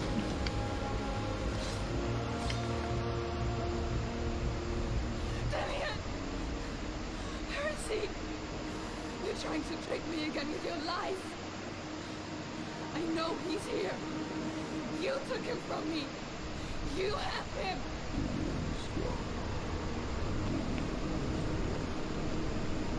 I think these are supposed to be like Dillian forming. Or what? What can you do to me that you haven't already? Fight me. Come on. So we continue, we make it up to the last area. Hela has shrunk down to almost nothing here. And yeah, I keep trying to figure out like what the point of switching the music from the very like Wardruna drum heavy, chant heavy thing to this very ethereal vocal and guitar line is, and I'm still not persuaded I have a good answer. So I guess for the two of you in chat, what do you think the impact of this is, where everything is going crazy, having this kind of music compared to everything else? Because it's kind of empowering, but also Senua's not doing well.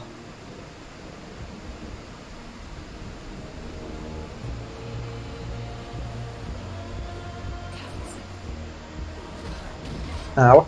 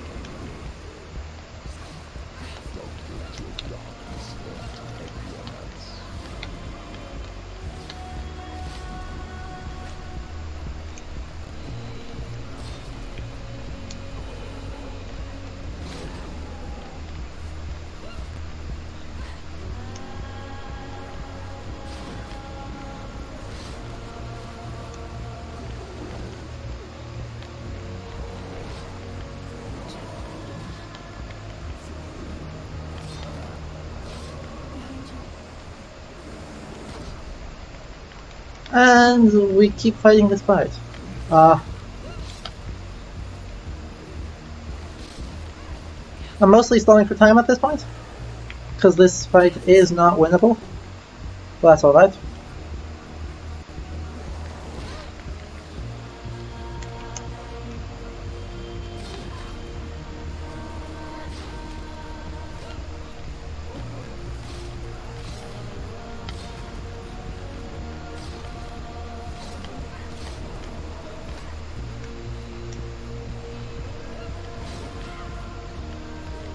We'll just keep coming.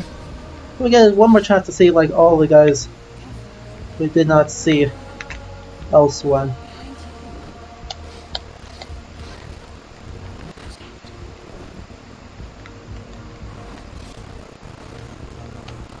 Well, and this, well, her illness is getting very bad, so I think we may just end it here.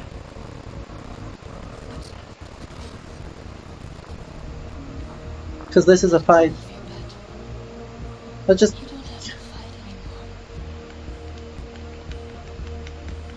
can't be.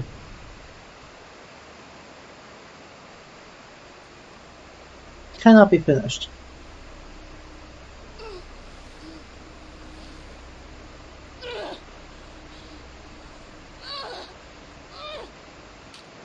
But the bitrate has gone bad, really bad, and I want to make sure that this part actually shows up. So we're going to pause and wait for it to finish. I'm just going to chat in the interim. So yeah, I guess to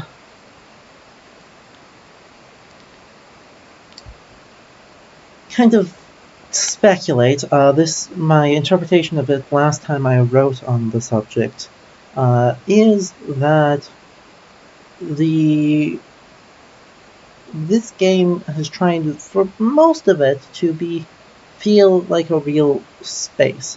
even though it's constructed and even though sometimes it breaks that down with the enemies kind of fading in and out and the various overlays of the illusions, at the bottom of it, this has been a pretty fundamentally real place, and it distinguishes itself from what's real and what's not via the flashbacks and whether or not Senua is injured.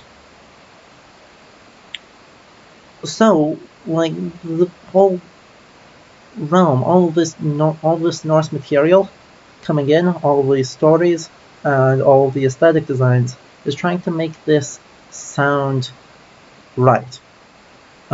Make it sound right, make it look right, and trying to make sure that this is a believable space. Even if there's all sorts of inaccuracies, all sorts of reuse of material, overlays, and just hodgepodges of designs from across medieval Scandinavia and across the wider ideas of the Middle Ages. To this end, the music also contributes to that by being this drum-heavy, chant-heavy thing, keeps it very evocative of modern ideas of Viking sounds. Which works great, until it doesn't. At this point, Senua is very close to dead. She's in a very bad place mentally, and this whole realm that her schizophrenia has built up is breaking down around her. And so, I think that this is kind of a lampshading. What's going on there is basically lampshading the fact that this was all constructed. This is all a game, on top of this being all a mentally construction of schizophrenia and of absolute desperation in the face of trauma. And so it does this thing, but obviously, like, Senua can't hear the music, but it highlights this. The world is literally flying around her in this impossible storm that, as her and the remains of her father are clashing. And so, by highlighting that with the music, it makes it really evocative and highlights her final empowerment, but also highlights the way that the adaptation has all been fake. It's been trying to make it an authentic experience, but it uses a 14th century saga as one of its sources for a runestone, supposedly from a memory of a story told in the 9th century. So it makes that really evocative emotional moment and highlights just how much things have gone very bad and very weird, and makes you reevaluate the experiences of the entire game up to this point. So let's see how it ends, and hopefully this goes a little better for her. At this point you can see that her curse has spread to the point that she is, well, that black arm is all the way up to her face at the very end.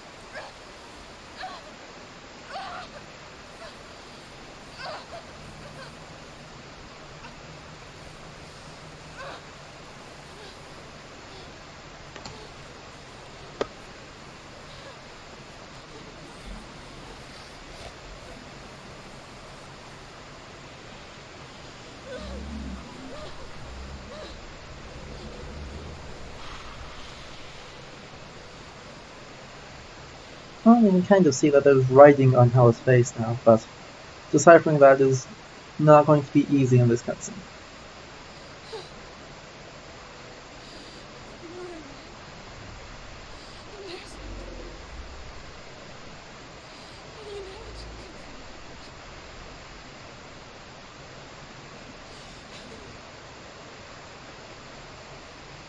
And I can't save them.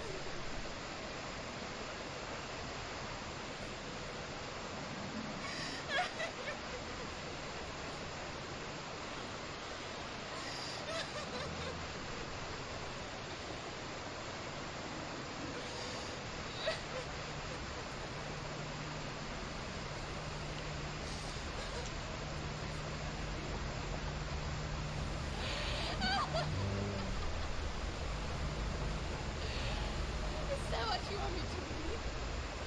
After all you've done to me? To him?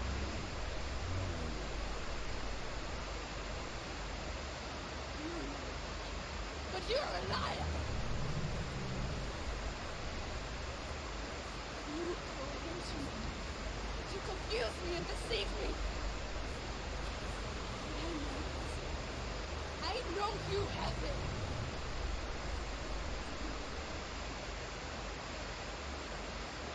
She does not look good at all.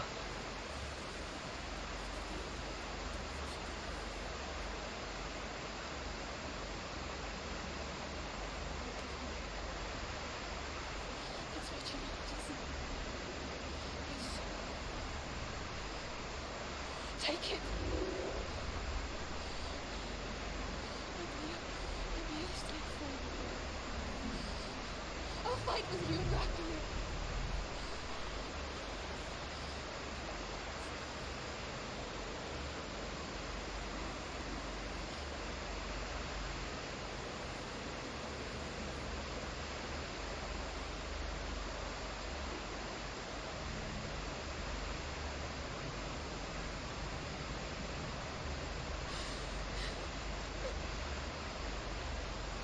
Well, I think I've had a whole lot of viewers show up at the very last moment.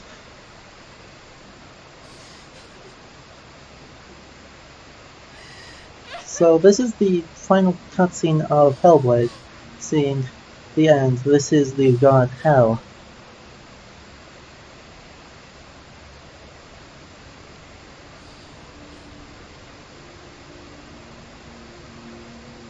And there's that echo of that music again.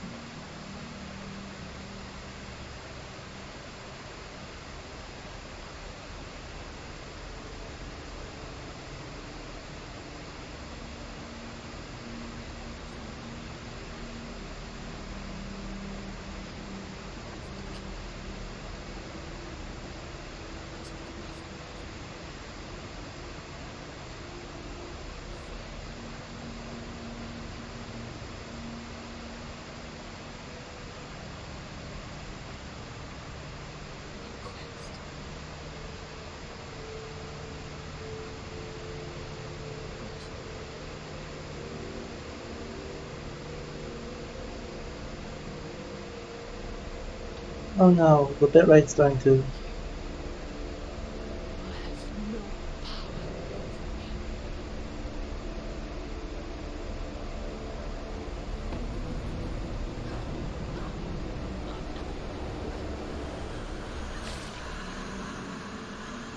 Well,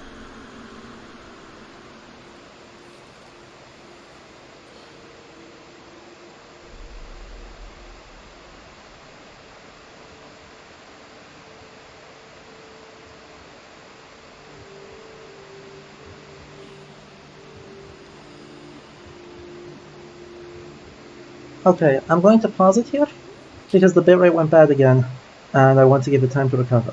I was hoping we'd make it through, but we seem to have not quite. So yeah, we've got one more little twist here, but Senwa's looking pretty dead at the moment. In the meantime, I do kind of want to talk about the sequel and talk about the kind of concerns I have for it, since that did get announced. what's its name? Oh.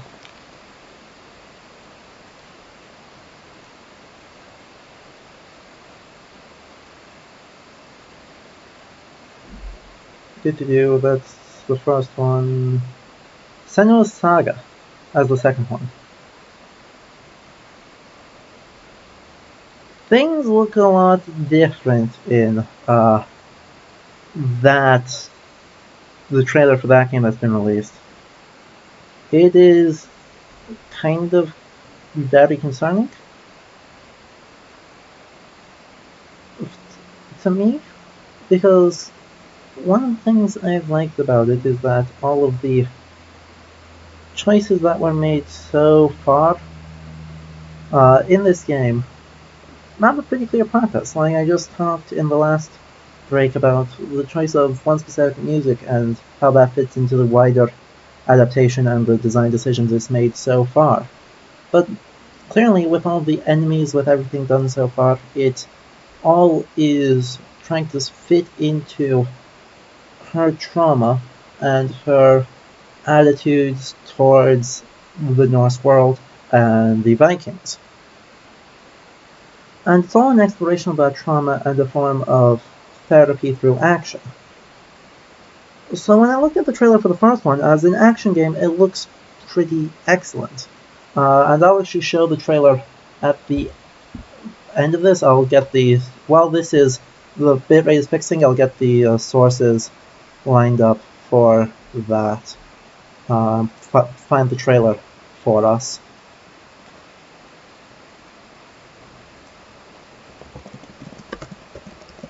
So we can actually take a look at that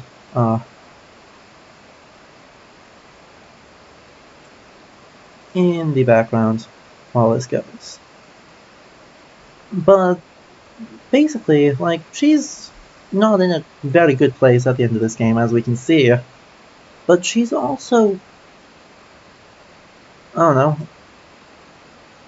she's doing better than expected, and has actually, oh gosh, what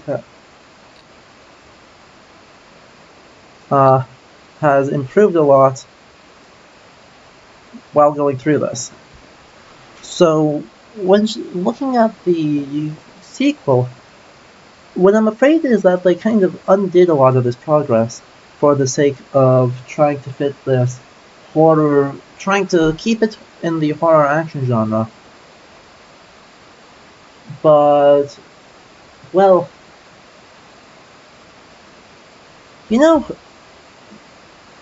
it looks like it's starting to recover, so we can actually finish this and then see where she's actually at the end of the game. And then from there, we can look at the trailer for the second game.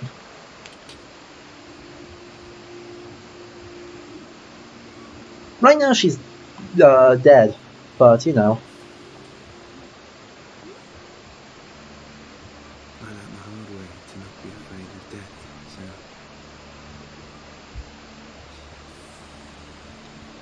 There's a life without loss. There's one without love.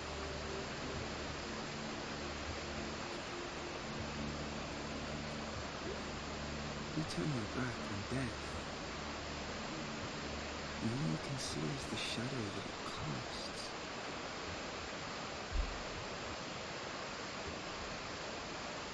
The longer you hide from it, the longer the shadow grows until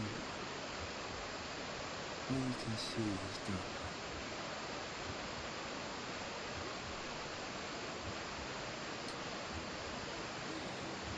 When our time comes, we must look death in the eye and embrace it as a friend.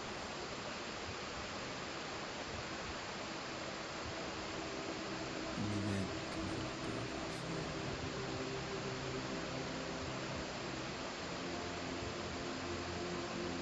And emerge from that darkness.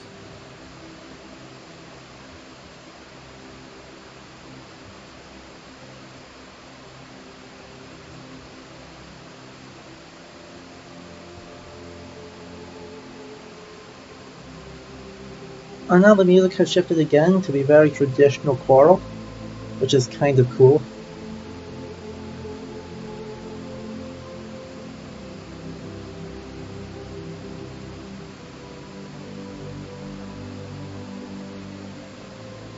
Well, you see how it is entirely covered in runes. I'm not going to try and translate them, because honestly the resolution is not high enough, but it's further evidence that she is constructed out of Senua's past, and constructed out of a series of stereotypes and ideals, both in the game and outside of the game. Because these runes, I mean, I don't think we're intended to translate them, though it would be nice if they actually meant something. Yeah. We expect her to have it, because Viking tattoos. Forget what it is like to see the world's a child suddenly. Every autumn leaf is like a work of art. Every rolling cloud a moving picture. Every day a new story. We too emerge from this magic, like a wave from the ocean, only to return to the sea.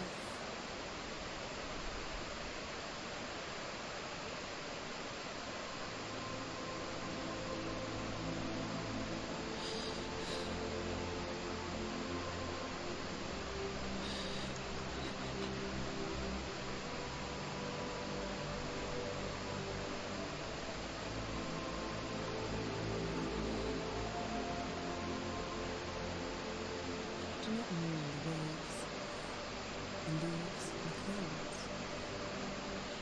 Even in darkness, the wonder and the beauty of this world never leaves us. It is always there, waiting to be seen again.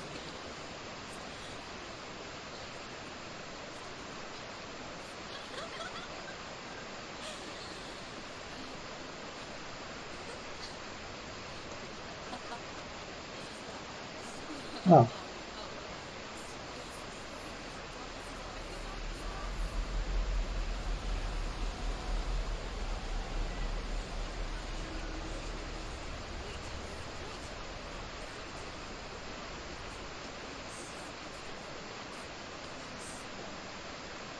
This is where my story meets the end.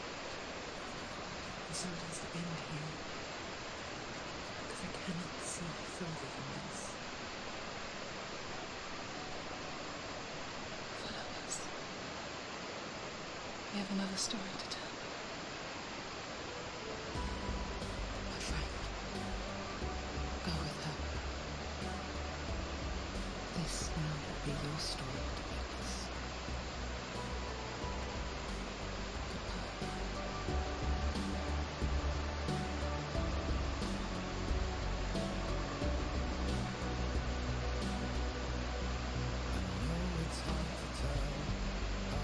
So, that was Hellblade: Senua's Sacrifice. And while that sequel teases pretty hard, honestly, I was so satisfied with that ending, I didn't really want more Hellblade. Which is an odd feeling, but you know.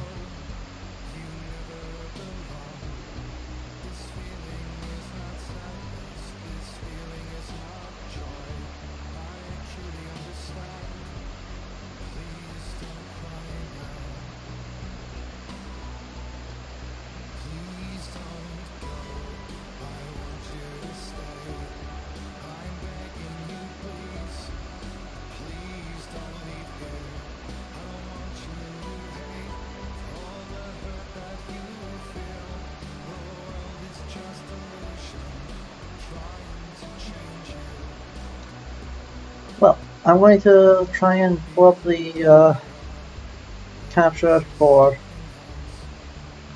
get the Hellblade 2 going, and to kind of show off the trailer for that, and just have different things look just right off the bat from this single trailer.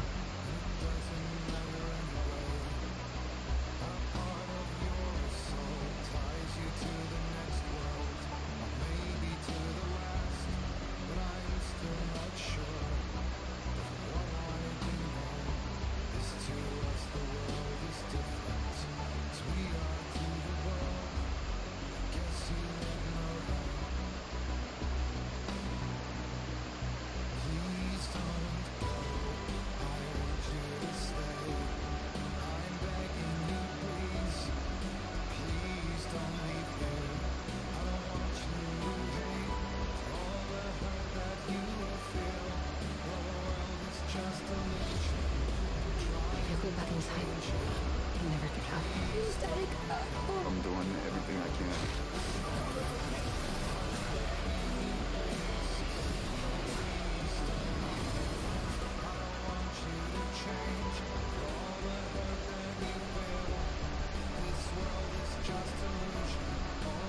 Well,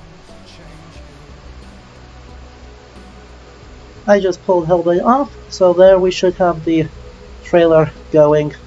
Though I'm actually annoyed by that, so I'm going to pull it off again, and I'm going to try and just capture the display here. So give me just a moment here to add that back in.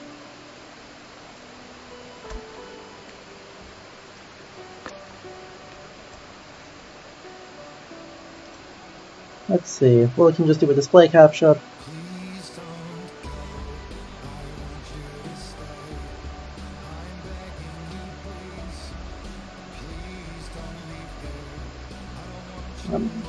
Give me just a moment here, and yeah.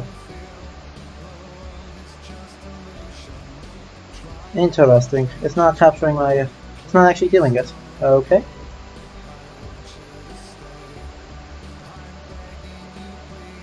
Fine, we'll capture the window.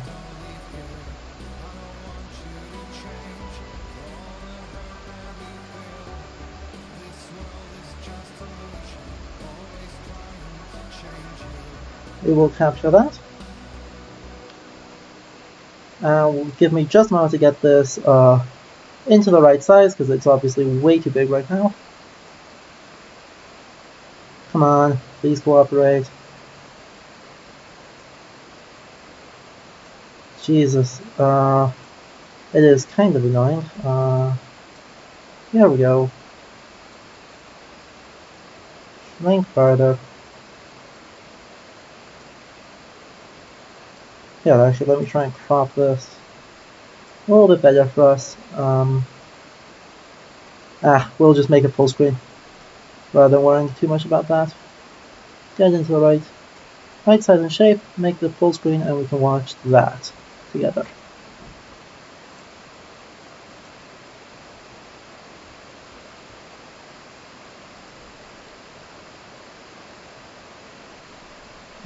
Hang on, that's playing back too fast. Nope, playing back speed normal, good.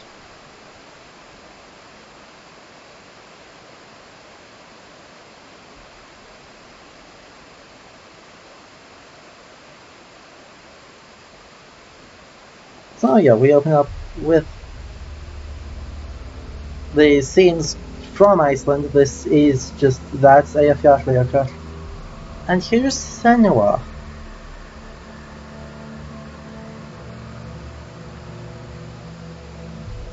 A little teeny tiny village in the middle of the rocks. And Heilung did the music for this, so we have more hanging things.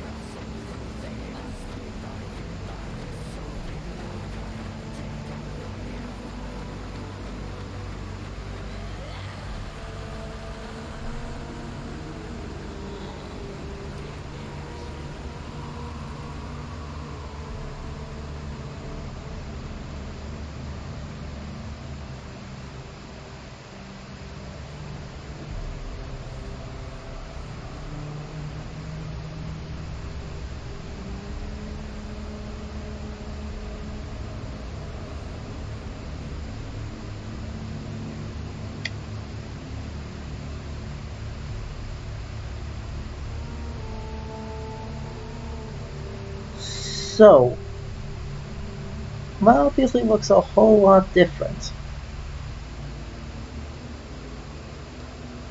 And as I said, I don't think, well, that's actually bad for us. I should not do that. Give me just a moment here. Well, move that. And we'll pull back up Hellblade as the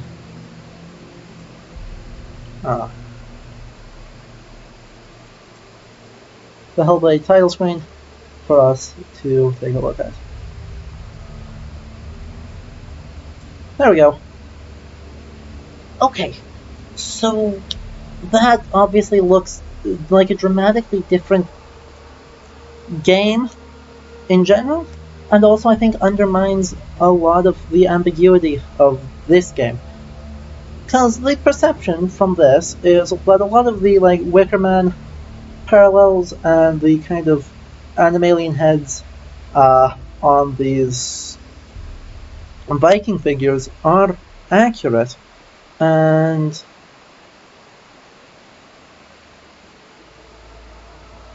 that's fair. I should have closed that window sooner.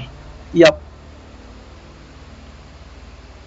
I should have left that as the only window visible. Oh well, say la vie. I can't exactly edit it now. Anyway. The